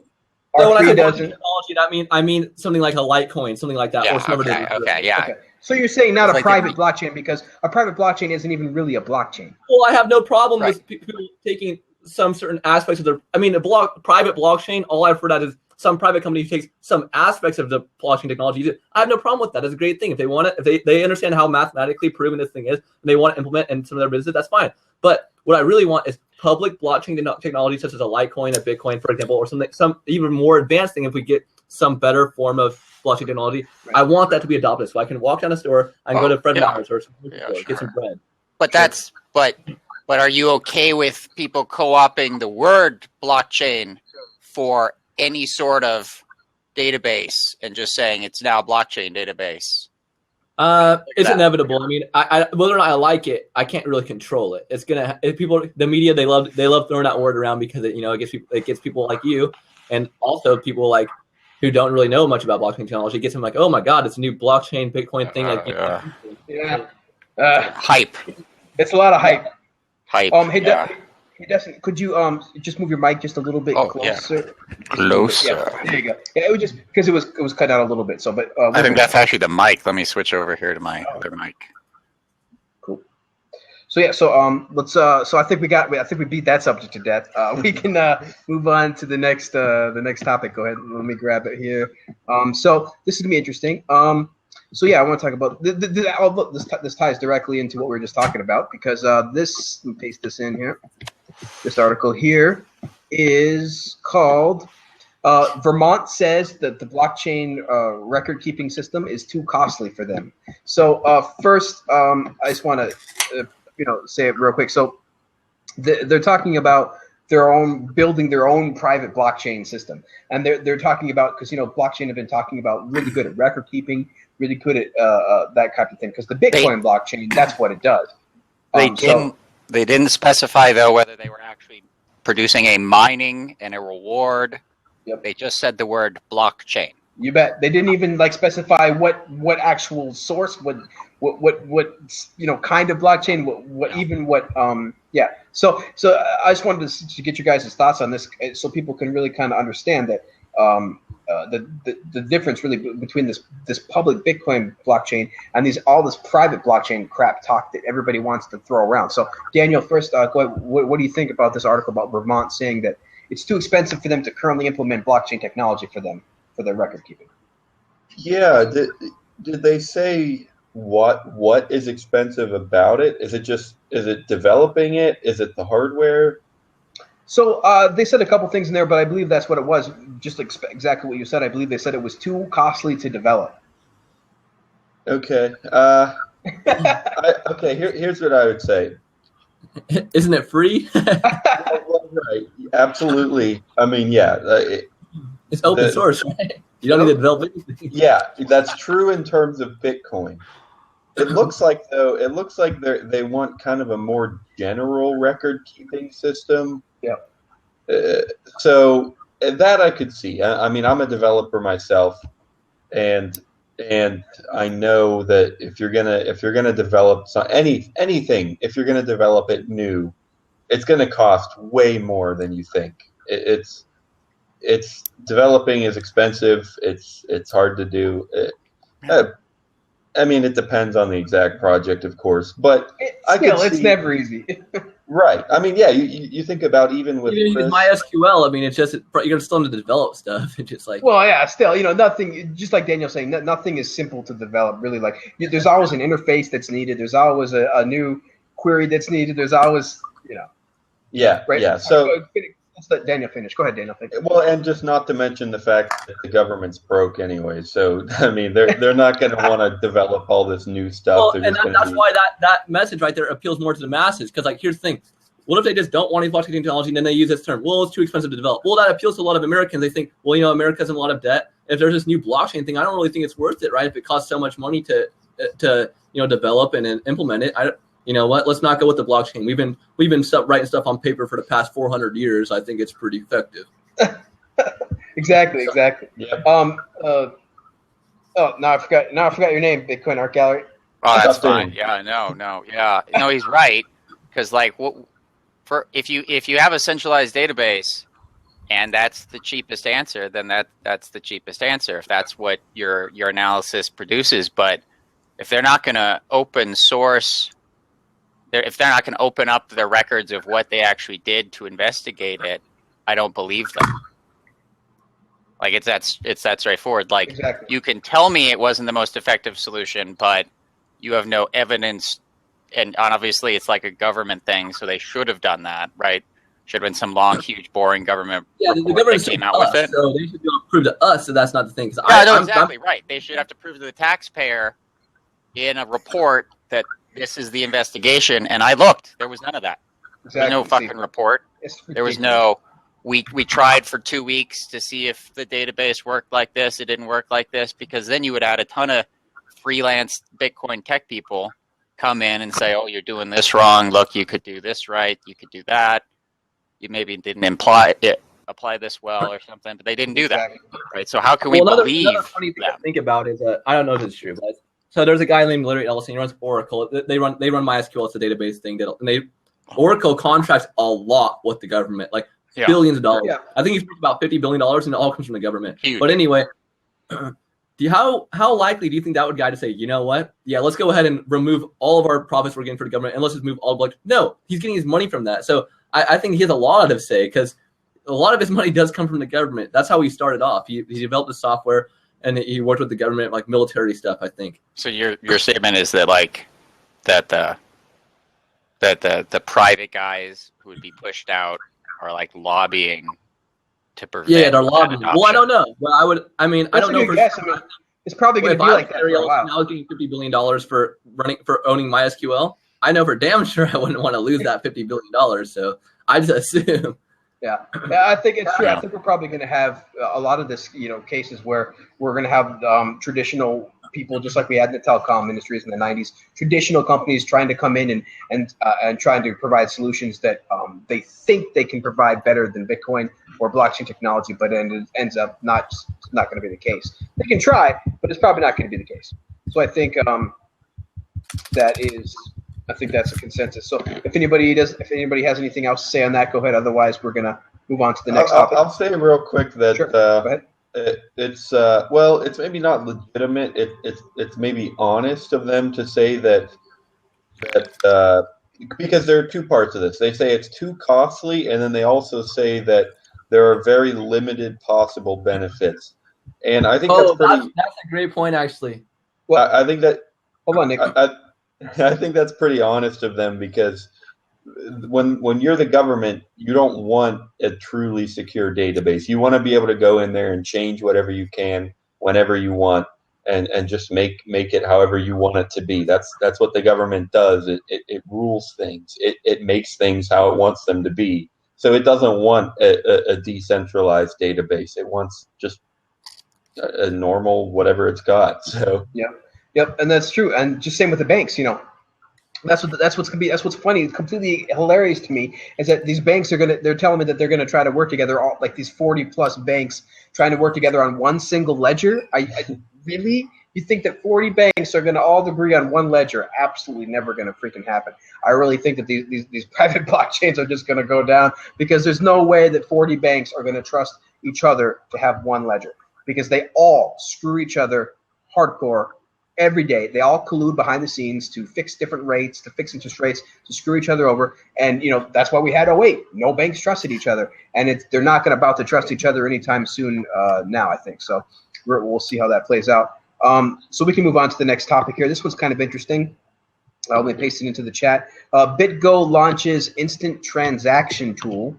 So I kind of wanted to get some thoughts from you guys on this. So it's interesting because the ethos, it kind of goes against the ethos sort of a Bitcoin. Really, the ethos of Bitcoin is this decentralized nature, right? So by this decentralized nature, we really are kind of foregoing this instant kind of centralization benefit for a little bit longer of a time, of a calculated time, in order to have the benefits of decentralization. So it's kind of, do you go centralized and instant, or do you go decentralized and take a little bit extra longer? But now these guys have come up with a solution, and they don't actually go too detail into it at all, really. But they are saying that in fact they have this available for them in their API that you can go and use on the BitGo API. So I just wanted to get your guys' thoughts on this and see what do you think about this? Is this kind of the future of how we're going to be able to build layers like this above Bitcoin to obfuscate or abstract these inherent problems in the technology, you could call them? For example, the 10-minute wait time and things like that. Daniel, go ahead. You first. Yeah. Yeah, like you said, maybe not too many details, and I would want to know those details before I commit to anything, because I don't even remember who said what, but I know there were some arguments with the whole XP and Mike Hearn where they changed some code and it made transactions reversible or something weird like that, and he was all pissed off. I don't know, but if it's true though, yeah, of course I'll take it. That's great. If it's true and if it's secure, if it's faster transactions, I would love that. And I do expect, whether it's this solution or another one, the whole layers thing that you talk about, with faster layers, that I do expect that. It's something that has to be developed, and it's going to be expensive, like we've just been talking about. But yeah, I think we've been expecting that for a while. We know it's possible. It'll just take some innovation and some effort, and we'll get faster, smaller transactions. So, yep, very true. Dustin, anything to say? I'd like to get your feedback on this. Most of the services I use have instant Bitcoin transactions because they all assume that risk that right. if I'm trying to double spend or fraud the network, then they'll just eat it. So most the big services that I've used all had instant Bitcoin transactions, and I guess I could have been a dick like Peter Todd and double spent somebody, but I mean, as far as I know, that already exists. If BitGo has actually come up with a better way to do that than the other side, the sidechain things, for example, and that's great. I'm all for that, but I don't see the 10-minute time as a problem because it's only for confirmations, and so if I bought a boat, I would wait 10 minutes for that confirmation, regardless if the service I used said I instantly had it. I would just want that to be confirmed more than once anyways. I don't know if you guys feel the same way, if you made a big purchase. And if I make a small purchase, I don't care. Right? Yeah, and I think that's where we're going to go because, the consumer is used, right? The consumer is used to this instant kind of transaction thing. So I think we're going to have to. But they don't have instant transactions now. If you try to use MasterCard, it just appears instant. It isn't instant, right? And so they're what they're used to is a massive lie of the appearance of that, and obviously MasterCard gets milked for billions of dollars a year in fraud. Yeah, I can double spend in real life. You're not gonna. Right. You're not. Yeah. I can write you if I only have $500 in my bank and I write you a check for 500. I write you a check for 500. One of you is getting the 500. The other one's bouncing. So right. You can't implement these with like sort of like softwares or policy. Just like you got to implement with like maybe security, redundancy. Over time, it'll develop and create a system like how do you prevent double like check spending? Like I don't even know how they do it today. Clearly, they have some sort of system. Like it's probably not that common. There's probably fraud. There's punishment. I mean, if you commit fraud, no matter what the currency or technology is, you should be punished for that. That's a punishable offense. Like if I did fraud with a check or something like that, then it should be equal to double spending with a Bitcoin.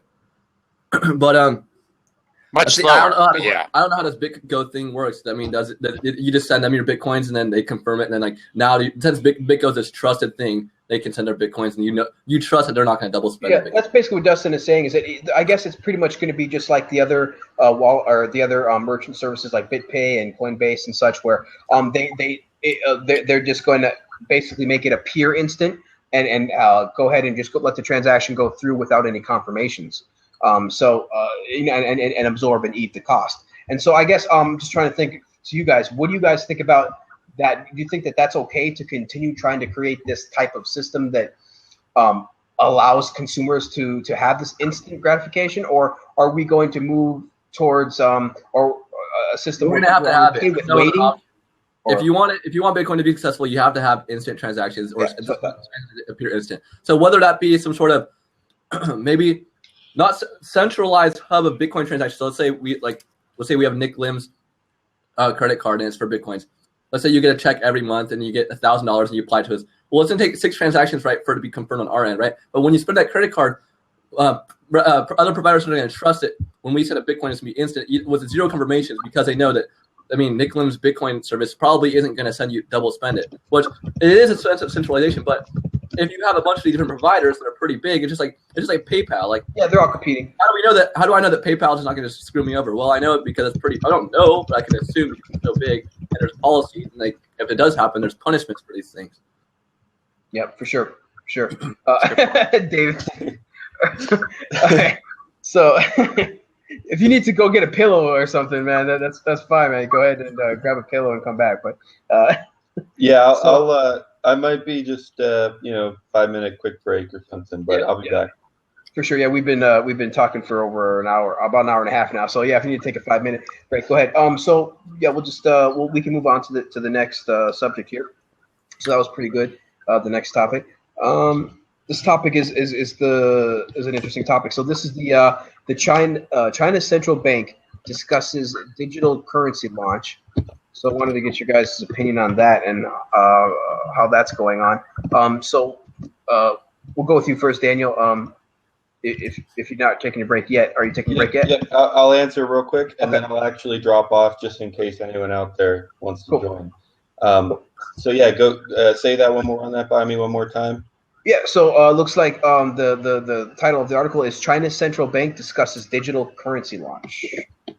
Okay, yeah, it's government crypto. It's been something they've been talking about forever, and it's kind of the same public versus private blockchain discussion that we've been having for a while now, and it's they're going to try, and it's China. I mean, they've got quite a bit of power over there, so. If they're discussing it and if they want to do it, I could see it getting started. Success is another thing. Legitimate success is a whole nother thing. So we'll see. But yeah, I could see them trying it, no problem at all. And I could see it, at least running, whether it works and whether it's legitimate. I mean, probably not, but I could see it going. Yeah.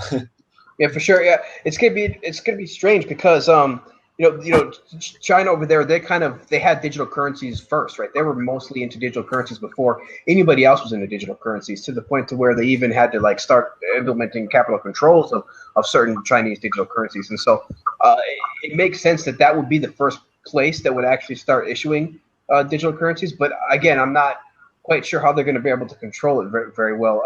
Dustin, what do you think about this? These digital currencies that China's trying to. I just want to give a shout out while I'm here with Daniel. Oh, sure. Your podcast is great, guys. Oh yeah, thanks a lot. all the time. It's on my auto download thing. Yeah, before you go, Daniel, give a shout out to your thing. Yeah, well, sorry, go ahead, Justin.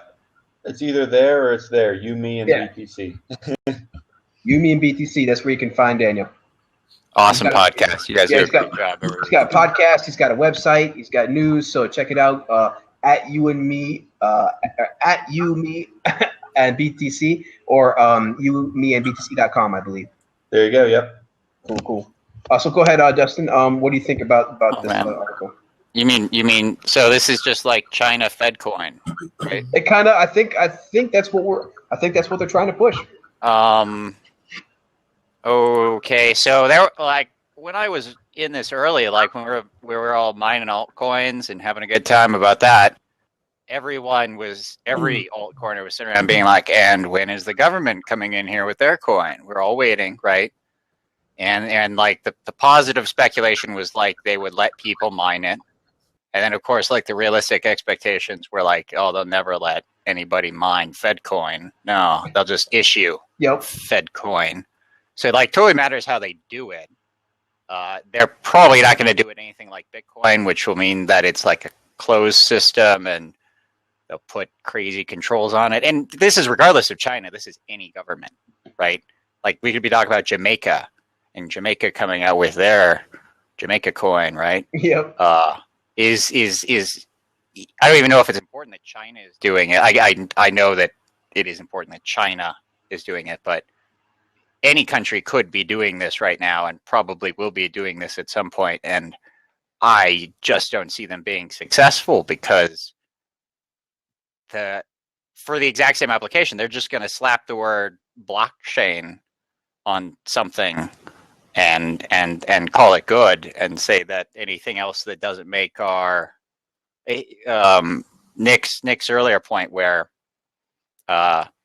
some guy's getting paid, right? Oracle's getting paid, right? $50 billion a year, right? Something like that. Yeah. That's not gonna stop. So why would China change their system suddenly to like a fair, open, transparent system? Right. They're not gonna, right? Right. So it's gonna be a closed, unfair, opaque kind of system, in which case how is it different than now? Exactly. Except that they got rid of the paper. Exactly. Yeah, and they used the word that appeals to. I'm just totally skeptical. I just don't think those things will work because people are stupid, but people aren't that stupid. Right. Okay. Like they're not going to be like, "Oh, you're just taking my cash from me. You're going to give me a digital account," but obviously I'm not going to trust that as much because you haven't played fair before, right? This isn't a transparent system. In Bitcoin, I don't have to worry whether I like the developers or not because the code is independent of them. I can audit the code, right? That if that doesn't exist in their system, then how am I going to trust their system? If that does exist in their system, I will trust their system. I'll just audit the code. I'll ignore what the government says. I'll just look at the code. But they're not going to open source it. No way. I just don't see how it can be semi like public blockchain, or I feel like it's one or the other. Like, because I always imagine now, let's say they even had a blockchain system. Like, if I wanted, like, give my friend $5, they would know about it. They'd be like, "Oh, we're gonna tax you for that," or something like that. Like, the one thing I do about cash is that like the actual dollars. If I hand someone $1, the government doesn't really know about that. Like, if I give my buddy $1, like they can't tax you. They physically can't. They don't know. Like, it's really anonymous. That's what I like about Bitcoin is like it's the current technology that I can send anonymous transactions. But if there's some sort of government intervention where they even run their own nodes, they can maybe track the IP addresses and find out where it's coming from. Pseudo-anonymous, though. Yeah, pseudo-anonymous. If you use your main wallet for everything over and over again, it's not hard to track you, is it? Because they'll just watch your main wallet. If you connect your identity to that wallet, they'll just watch your main wallet, and then they know every transaction you do. You could, you'd have to. It's pseudo-anonymous, right? Like, and that's fine. I think everybody in Bitcoin is fine with pseudo-anonymous. At least good. At the beginning, right? Which is fine. We can have pseudo-anonymous, but there are tools, though. Bitcoin does provide the ability to actually be fully anonymous if you put the work and effort into it, right? If you use, excuse me, if you use like mixers, right? If you use different things like mixers and other different tools and you can actually be anonymous, and that's what's the beautiful thing about Bitcoin is that by default it's just pseudonymous, but you can actually be like completely anonymous, right? It takes another step though. Yeah, exactly. It takes another step. And I don't see the actual you have the option anywhere soon. No, I think dollar bills are going to be around for quite some time. Even we know that Bitcoin's not going to like completely erase the Federal Reserve anytime soon. I think blockchain technology could replace. Could. I don't know if it will happen. Maybe in my lifetime. Maybe in 100 years. Who knows? Hopefully, I really hope it is in my lifetime. But I think what's happening is that we're going to first. There's going to go through a few critical steps. One, just global adoption of it. Right. That's what we need. That's the first step. We haven't even gotten there. Yep. Then we can worry about replacing it. But we're not a global adoption. You mean mainstream adoption? Because we're global. I think he means mainstream. I get visitors from like crazy continents, man. That like islands and stuff in the Pacific. Every single person uses it. Oh yeah, so that's more like mainstream. Mainstream. Like global, you could define as one person on each continent, right? Yeah, Bitcoin is definitely global. Like if I look at my map right now, right on Blab, they have a little map that shows you where all your people in the chat are. I got blips all over the place in Africa, UK, and stuff like that. So Bitcoin is definitely, I think it's fair to say that Bitcoin is global at this point because in fact, like every major country from Australia, to England has issued some type of warning at least on crypto and digital currencies, if not regulation already. So those are, by the way, the dumbest things I've read. Those warnings crack me up. I read like 100 of those, and their level of like if I was a consumer who was scared of Bitcoin, I would not feel better after I read that. Yeah, it is strange. It is strange that there are warnings, but and then of course then they just Greece just instituted some new capital controls just recently about how you have to declare any jewelry in your house that's over like 20 grand. What? Yeah, dude, they just introduced this new capital controls in Greece. I think any jewelry in your house that's worth 20,000 euros or more, you have to declare now. Why do they think this is going to solve the problem? Dude, it's crazy. Capital controls, dude. Seriously, capital controls in general. How do they think capital controls? It's literally a disaster over there. Because here's the problem. I think it's like something like 40% of the people work for the government, bro. That means 60% of the people have to carry 40% of the people and themselves. That's crazy. Is that how high their government services is? In Greece, is that high?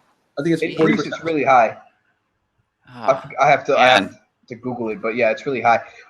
It's just crazy, dude. That they think the capital controls can actually do something good. I mean, it's like you're literally like trying to tell somebody to stop doing something when they need to do something in order to just basically live their daily basic lives. What do you think is going to happen? They're going to go ahead and push back. So, but yeah, a lot of it's gonna be really fun to watch these governments over the world try to impose capital controls while they have this entire crypto revolution going on at the same time, because people are going to make a choice and they're going to probably choose the crypto. So we'll see. It's absolutely so strange to me, the capital controls idea that they think that they're essentially just playing games, and they think that that's going to increase their productivity or something by some measurable fraction of a percent that'll change the economy and push them in a positive direction. It's so mind-boggling in this day and age where you can have like a worldwide perspective through the internet and see how like the economy is around the planet right now, and then think that your little tiny country is gonna tweak 2 numbers and then it's going to be okay when you have like 20 years of massive unproduction, very little technological advancement. You provide almost nothing to the global economy. I just don't see how they rationalize that. I have no idea. And even the U.S. I mean, even in the U.S., the crazy controls that they're going to start to impose, and I just don't understand how they think they're gonna away with it. But their governments, right? They think they can control everything, so we'll see how it goes. But one thing is for sure, that crypto is going to put a massive dent in their ability to have capital controls in the first place, and their ability to tax. So we'll see how well their controls work. Then, what I was going to say is it's even crazy because even over here in the U.S., the Federal Reserve, we have this huge major country, right, the U.S., but the Federal Reserve still thinks that they can control the economy perfectly by, just like you said, tweaking a couple numbers, right, and the interest rates. Oh, sure, everything's under control. It's like, are you kidding me? We're trying to centrally plan. We're literally trying to centrally plan our monetary system, like the Soviet Union tried to, Soviet Union tried to centrally plan their country. You can't centrally plan these types of things. The Federal Reserve is essentially a centrally planned monetary system, and it's. They were taught a lot of this in college. Oh yeah. When they went to college, they were taught that there was a system, and it was absolute, and they believe in that because that's what they were taught. And so I love this. From 5 years old, you got literally 5 years old. You got someone going to the system, and then who teaches them about the system? The system themselves. It's crazy. Oh yeah, and that's institutional. That's where we are. Yeah, I mean, think about it. Masses. I don't even blame them. The people who don't understand Bitcoin or don't understand the problems of the government. I honestly don't even blame them. They're just victims of the system. How 5 years old, they grew up. Shame. It's true, and I even I talk to my dad about a lot of times, how he likes to talk about how these people are idiots. They don't understand gold. They need to get it. And it's like, Dad, everybody is on their own path, first of all. But second of all, the government has such control with media and saturation and stuff. I mean, these people are bombarded 24/7 on their radio, their television, on all of these different things. When you're plugged into the central consensus and stuff like that, you really are kind of just being told what to do. And so you can't really blame them too much for being put into the system and not showing any real way out. They just, in fact, most of them don't even know that there is a way out, right? They understand, okay, I wake up, I have to turn on the radio, and I have to look at my local news to tell me what my news is telling me. Okay, I got to go to watch the CNBC just to tell me what's happening around the world. And, they need opinions fed into them, so instead of making creative opinions themselves. This is exactly what your show and the whole idea that the Bitcoin podcast streaming out, presenting an alternative narrative is really useful for, because it makes you question things, because we are not. So I didn't know for the longest time. I didn't understand anything about economics. None of it, because it was never in school. Yeah, I mean, sorry to interrupt you real quick, Dustin, but just real quick, I was just going to finish my last point. Just like you said, I mean, literally in the United States, you go through 12 years of school. 12 years of school, and when you leave the school, 13, or whatever, you don't even know. 13. Yeah, you don't even know how to balance your checkbook. You don't know what interest rates are. You don't know how to open a bank account. You've never. The police are good. They teach you that. They teach you police are hella good. They did you that for you? When I was 5 years old, they have a police officer come in and tell you how good they are, and you should always trust them. Oh, the police. Wow. Yeah, no, the police. Yeah. I thought you said the bank accounts. Yeah, I'm like, no, yeah. So yeah, no, they definitely teach you about fear, right? They teach you about the dare, about drugs, they definitely teach you about government and fear, but they don't teach you actually how to, about finance at all. They literally only teach you how to take tests. You go to school for 12 years on how to learn how to take tests. And so it's just absolutely ridiculous. And so this is why we're trying to put out this information and stuff, so people can at least have the opportunity to try to think creatively, to try to question the system. But sorry, go ahead, Dustin. Continue. No, you're all. That was exactly what I was going to say, because I've been discussing this with my family ever since I figured out Bitcoin. I've been showing it to them, and they had really basic questions. We all have basic questions like, what is interest?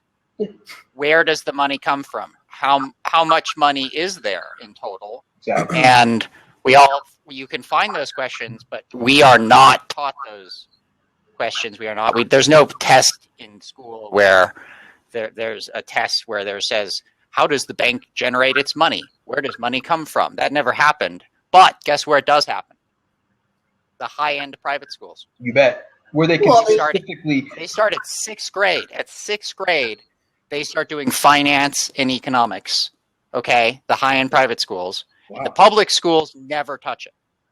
That's the information imbalance thing that keeps the elites, elite, because they have an asymmetrical amount of knowledge, asymmetrical information, right?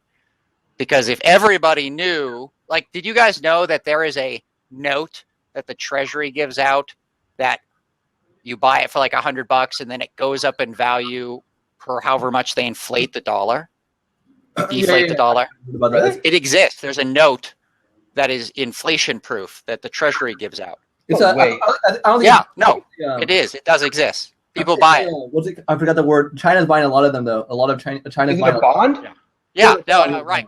It changes to how much the rest of the money is inflated or the value is deflated, right? So it adjusts for that. It's a bond, and you can buy it. Okay, yeah, so it's bond. Yeah, I know what you're talking about. And that blew my mind because I was sitting there and I'm like, why isn't that money then? That would be a better form of money but then of course that couldn't be money because then their entire system comes crumbling down because the only way our economy works right now is everyone is induced to spend because their money is losing value so fast that there's no reason to hold on to it. Yep. Therefore, spending it is more useful. Consumerism, therefore, pushes us into like an unhealthy economy where we are spending more than we can save, right? And this is what's crazy about this whole fallacy of deflation. You know, people, they have this crazy weird notion where, okay, if something, you know, continues to gain value and stuff, that everybody will just start sitting around and just holding their coins. That they're just start sitting around and doing nothing. And it's like, people, they're not going to sit around and do nothing. They're going to use that money that they have to be able to do something else, right? They're gonna start working on that music album they always wanted to work on. They're going to start working on that project they always wanted to work on. They're going to give out loans in Bitcoin. Yeah, they're going to start giving out loans. They're going to do all sorts of different things. They're not just going to sit on and do nothing. This deflationary system that is Bitcoin is going to produce so much value that it's eventually going to be to the point where we're going to be a completely abundant society where we won't even really need money anymore, you know. But that's for another show. That's down the road. It's actually constantly inflating all the way until I think it's 21 billion Bitcoins. But against that though, the value also is increasing even despite the inflation in currency, right? So technically it has inflation, right? Technically Bitcoin has inflation. It had 20%, and now it's going to go down to 6%. What was that? I believe the inflation was like a 20% or something, and now with the halving this year, after the halving, it's going to go down to like 6%, right? And it keeps slowing down until it reaches 21 million. But functionally, by the year 2024, 2028, we're talking about such a small inflation rate progressively forward that it really no longer matters. Yep. I mean, by the 2030s, it's tiny, right? If Bitcoin is still around, like 20 million coins. Yeah. If Bitcoin is still around by 2030s, I mean, the value of each Bitcoin will be just tens and tens and tens and tens of thousands of dollars. So how can it not be around? That's the difficult question because you have to speculate how could it not be around because it's a computer program running independent of human action. There's just people running a computer program. How do you stop it? There's always possibilities, right? Now we live in an infinite creation, right? We live in a world, a universe of infinite possibilities, right? So there's always something, and the only really thing that I can think of is, again, somebody would like find a flaw in the code that has somehow been glossed over for the past 7 years, right? By like thousands of other coders that have looked at it. If someone finds a solution to the P equals MP problem, if they do, then right there. That would break Bitcoin, but it would also break a bunch of other stuff too. So exactly. Like society. Civilization is cryptography fell apart, right? Yeah, I think we'd have a little bit more to worry about than if that was broken for sure. And people talk about like, oh, well, what if the internet goes out? There goes Bitcoin. And I'm like, you know what? If the whole internet goes out for the world, again, this is a situation where you're going to have a lot more to worry about. You cannot take the internet out. That is a myth. Yeah. That is a myth that is perpetuated. My dad was a engineer who built trunk lines for the fiber people. Sure. That is underground. The servers are underground. The everything's built to be redundant. They built the internet to withstand a total nuclear war. Exactly. So you have to be worse than a total nuclear war to shut the internet down. And then in regards to built it for that. There is another way Bitcoin could die, regardless of Bitcoin's MP problem, is if everyone stops using it, right? But then if everyone stops using it, then Bitcoin's no longer valuable. So it's as long as people see value in it, it's always going to be there. So it's kind of like it's like a catch-22, but a good one. It's if people want it, it's going to be there. If they don't want it, it's not going to be there. It's great.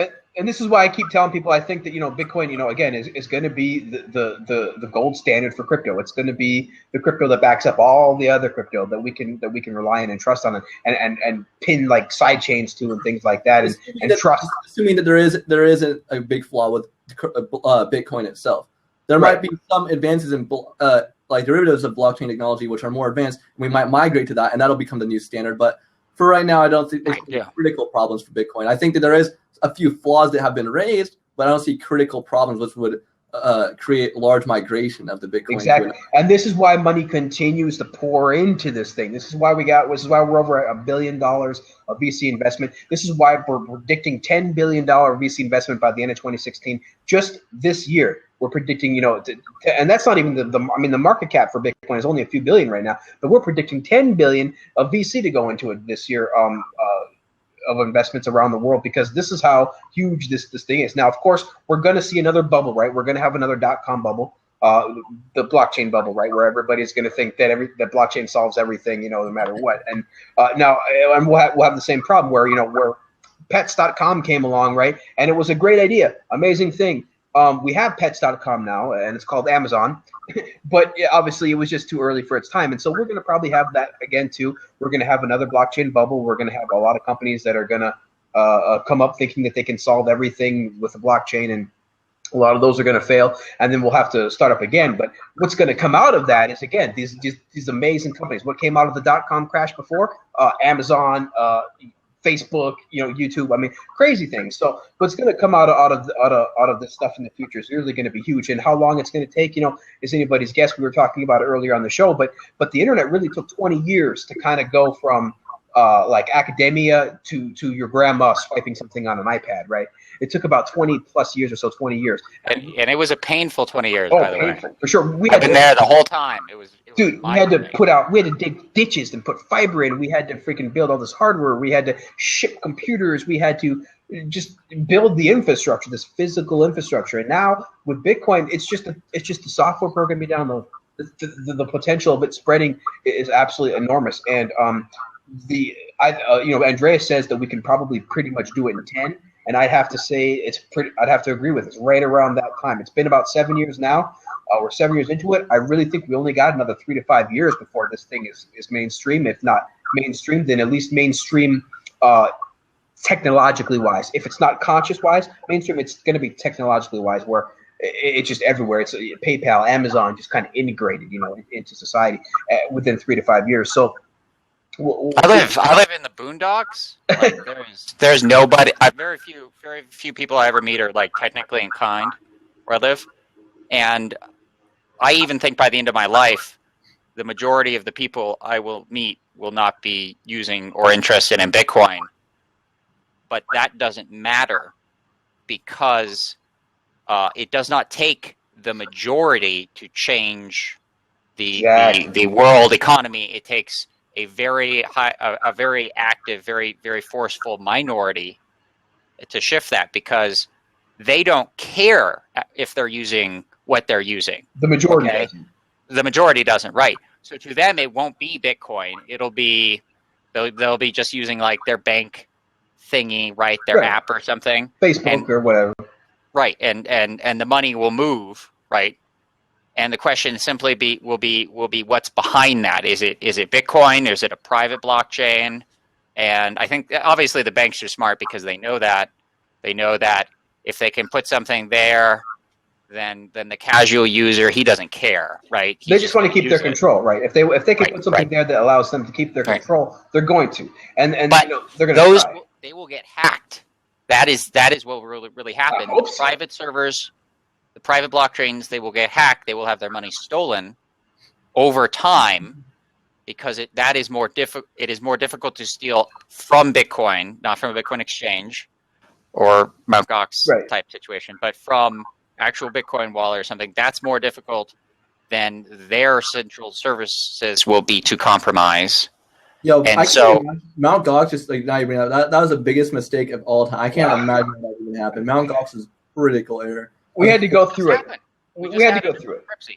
Cripsy just happened. Yeah, Cripsy just happened. We just happened again. It's almost a good thing that Mt. Gox happened, because it just shows how centralization of any kind, even with a decentralized currency, that centralization of the economy and ultimately corrupted itself. And it's almost good, like centralization literally kills itself. That's the best part.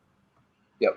And so, but Dustin brought up this interesting topic. It's really going to be funny and interesting to see if these private blockchains can survive the hacking, because several things that the community didn't like got hacked. For example, like Bitcoin XT, their servers got completely flooded, dude. Like they couldn't even survive. They all their nodes got flooded. Everything got DDoS. DDoS isn't a hack, though. They didn't actually crack the XT. No. Yeah, I'm sorry. They DDoSed it. So I'm not hacking. I run a DDoS protection company. So I guess I'm talking about like basically the stopping of their services, right? So whether that's through hacking, through DDoSing, or whatever, it's going to be interesting to see how they can compete with that, because we know that the traditional banking systems are down all the damn time. We know that already. So now they're going to try to build this new thing, on top of that, and they're going to expect it to be even more secure and even more DDoS proof and hack proof. I don't see how that's going to happen. So I'm really going to be interested to see if that's going to be one of the main reasons why the private blockchains go down and die, is because literally they just could not stop being DDoSed. And what will happen with the money that's stolen? What will the hacker who stole the money do with it? Yep, exactly. He's going to buy Bitcoin. He's going to go buy Bitcoin. And, right. And it's so that's going to be funny, man. So that his money cannot be stolen. Exactly. Right? Exactly. I mean, amazing point. It takes longer that way, but because they're going to steal from these central things before they can steal from Bitcoin. Because Bitcoin, you just can't steal, dude. It's mathematically, at least at this point with our technology right now, you mathematically cannot steal somebody else's private key. So it is safe. So what they're going to do, they're going to attack systems like they attacked Home Depot, like they attacked Sony, PlayStation, like these centralized honeypots that store all these credit cards, that store all this centralized, privatized information. That's where they're going to go after, and that's what they're going to steal. And they're going to steal that, and like Dustin said, they're going to steal it and sell it for real money, like Bitcoin. Not a thing, but these hacks actually do help Bitcoin. Yeah. Actually, they probably will. But that's just more drama. Yeah, a lot of people think that these kind of hacks and stuff are like, well, because on the internet you can hack stuff, so Bitcoin's just a technological currency. Well, I don't think it's very trustworthy. It can be hacked. Well, in a sense, it can't be hacked. Only the centralized aspects of derived from Bitcoin can be hacked. So in a sense, it gives power to Bitcoin, but it creates a sort of bubble. But when the bubble pops, though, I mean, it might go down a little bit, but ultimately it's going to keep on going up. What I imagine, as I always do this one, imagine a sinusoidal wave like sine x, and then it's like sine x plus x. So it's going up and down, but ultimately it's still going up by X. Yeah, that's what Andreas Antonopoulos always says. Lots of currencies, they do this, right? Lots of currencies do this. But Bitcoin does this, where it goes like this. Yep, sin X plus X. That's exactly. And so that's kind of over time what Bitcoin has really come to show. And you can look at this up and look at the logarithmic charts and kind of see for yourself. But I guess we want to stop at some point. Yeah. At some point, probably long after we're market cap. Right. Well, Satoshi representation of the entire market is actually like, let's say it's a fraction of a percent, and each Bitcoin is worth $10,000, or $20,000 or $30,000. It could sit around that zone for years. Oh yeah, but ultimately, though, like Satoshi said in the white paper, really it has no ceiling, because what it's really doing is it's representing the value of the planet, literally the entire world. So. Well, all since that value of the world is always gaining, right? We're always inventing, we're always bringing more value. Then, in theory, like Bitcoin can have no ceiling. If it's going to continue to represent the value of the markets of the world, then it's just going to continue to keep climbing, continue to keep going, and really has no ceiling. So sorry, Nick, what were you going to say? There is a problem with Bitcoin, though. If there is a really big adoption, I'm not sure how severe the problem is, but let's say you're right, that number does go up, and it keeps on going up the value, right? So there's like one Satoshi is like the minimum amount of Bitcoin you can send. Let's say that the Bitcoin, I don't know, I haven't done the math, but let's say the Bitcoin becomes $100,000 each. Well, how much is one Satoshi if it's $100,000 per Bitcoin? Either a penny or a dollar. A lot. Because if it's too large of a number, then we can't do these microtransactions. Well, no. That's the beautiful thing about Bitcoin, right? Is that actually you can soft fork it to have even more decimals, where it still keeps the same amount of coin, right? But we just add a couple more decimals. That part of the code that controls that is super easy to change. Yeah. So you would make a derivative of Bitcoin. you would What? change Like, it. they If could that fork time it comes. they could fork it next week to 10 more decimal points. Yep. And that could just be in the next update anytime. There's not going to be any consensus difference about that because it doesn't change the total amount of coins. It just adds more decimal points. And They could Satoshi, I go- think, yeah, I think Satoshi mentioned this too in a post somewhere where somebody brought that up, and that's what he said, and that's what's true today. That still holds true today, is that we can literally just create more decimal points. That's not a problem. Yeah, and the portability is a good thing. you bet, and that's great. So what I don't want to happen is I don't want someone in Africa not being able to send a few pennies. exactly, and that's what exactly. That's what Mike Hearn was all worried about. I think Mike Hearn and other people were worrying about Bitcoin becoming this without raising the block size, Bitcoin becoming this incredibly expensive network. And I just don't think that that'll happen, even if we don't raise the block size very much anytime soon, because there's so much incentive to use it cheaply right now that I think that the most it could go up is like a few pennies to a few more pennies. I mean, it's not going to be super, super expensive. We're talking $20 or something, some crazy thing like that. There's no way that it's going to come anywhere close to the centralized financial systems of the world that we have right now anytime soon, even with 1 megabyte block size. It's just we're not even going to come close to those type of prices. So in the next few years, while we're building this, I think that we're going to come up with ways to be able to do a couple things, expand the network and make sure we still have the ability to do microtransactions. Because you mean the devs will? Let's the devs. The devs here, because we are happy holders. Yeah, sorry. Yeah, sorry. When I say we, I mean I guess people in the Bitcoin community. That could include core devs, or it could Bitcoin core devs, or it could maybe include a different fork. But I'm just saying, somebody in the Bitcoin community, there's enough incentive, I believe, around the world to solve this problem. Because remember, this is not just like a financial problem, like, oh, okay, we'll solve to get a few $1 million. No, this is like an actual mathematical, global, scientific, difficult, world-changing problem that is going to take the minds and scientists of people across the whole world to figure out.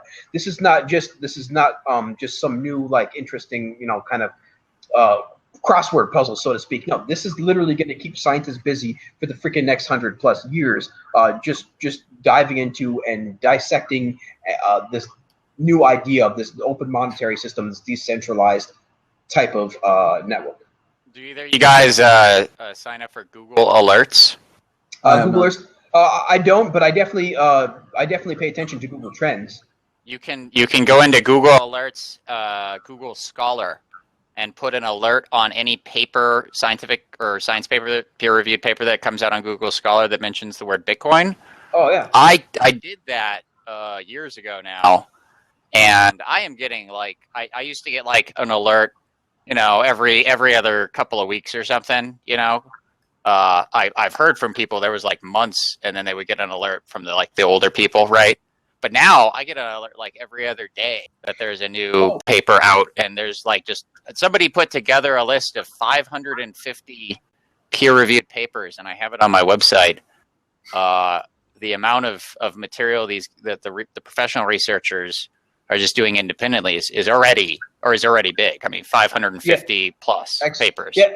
When somebody, I forget who put out the tweet. It might have been the CEO of Coinbase, but they put out a tweet about basically like what happened in Bitcoin in 2015 and all the stuff that increased, and just everything increased, and the adoption of the academic paper was one of those. But the hash rate increased, the users increased, the transactions increased, the price increased, like everything freaking increased, including the academic paper, and it increased by a lot. I believe that let me see if I can just try to remember off the top of my head, but basically like last year, like there was less than 100 papers for the whole year, or sorry, in 2014 there was less than 100 papers for the whole year. But then, like you said, I think just last year alone there was over 500. Yeah, so right. It's increasing like crazy.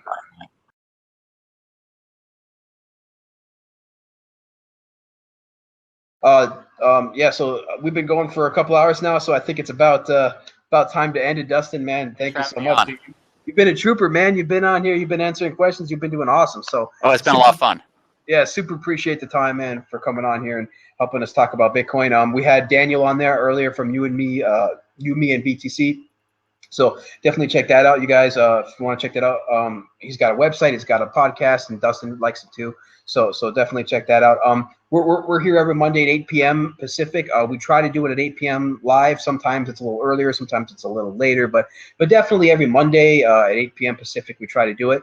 You can always follow me at the One Vortex here on Blab as well as Twitter, because if you ever want to see what show is upcoming, just check my Blab. You can find that out, no problem. Blab.im/the One Vortex. Otherwise, again, I'm always on Twitter at the One Vortex, so you can hit me up anytime. Dustin, where can we find you, man? Tell us a little bit about where we can find you. Oh man, the BTC Art Gallery. You can find me on Twitter. You can find me on the normal web. You can find me on Tumblr. You can find me on Pinterest. You can find me anywhere you're looking for Bitcoin art. That I'm that guy. Yeah, for sure. Awesome. And so this video is going to go up, on the World Crypto Network. We talk a lot on the Slack chat in the World Crypto Network. Dustin, I'm not sure if you're in there very much. Yeah, no, I am. Yeah, come join us if you want to contribute. Come join us in Slack and make a podcast and join us on the World Crypto Network. For sure, it's an open forum. Anybody can make a show. Anybody can come on here and record something and have a conversation.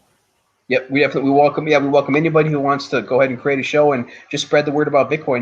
The World Crypto Network has been going for a couple of years now, and they've had a lot of good guests, a lot of people been on there. Everybody you can think of, from Andreas Antonopoulos, to Chris Ellis, to everybody. So join us in there if you guys get a chance. Otherwise, we're here every Monday at 8 p.m. and we super appreciate you joining us. We're gonna be back again next week, I'm sure, to talk more about Bitcoin. So thanks again for joining us. Thanks again, Dustin. Thanks to our audience. Tweet us out. Let us know you loved us, and we will see you next week. Have a good one.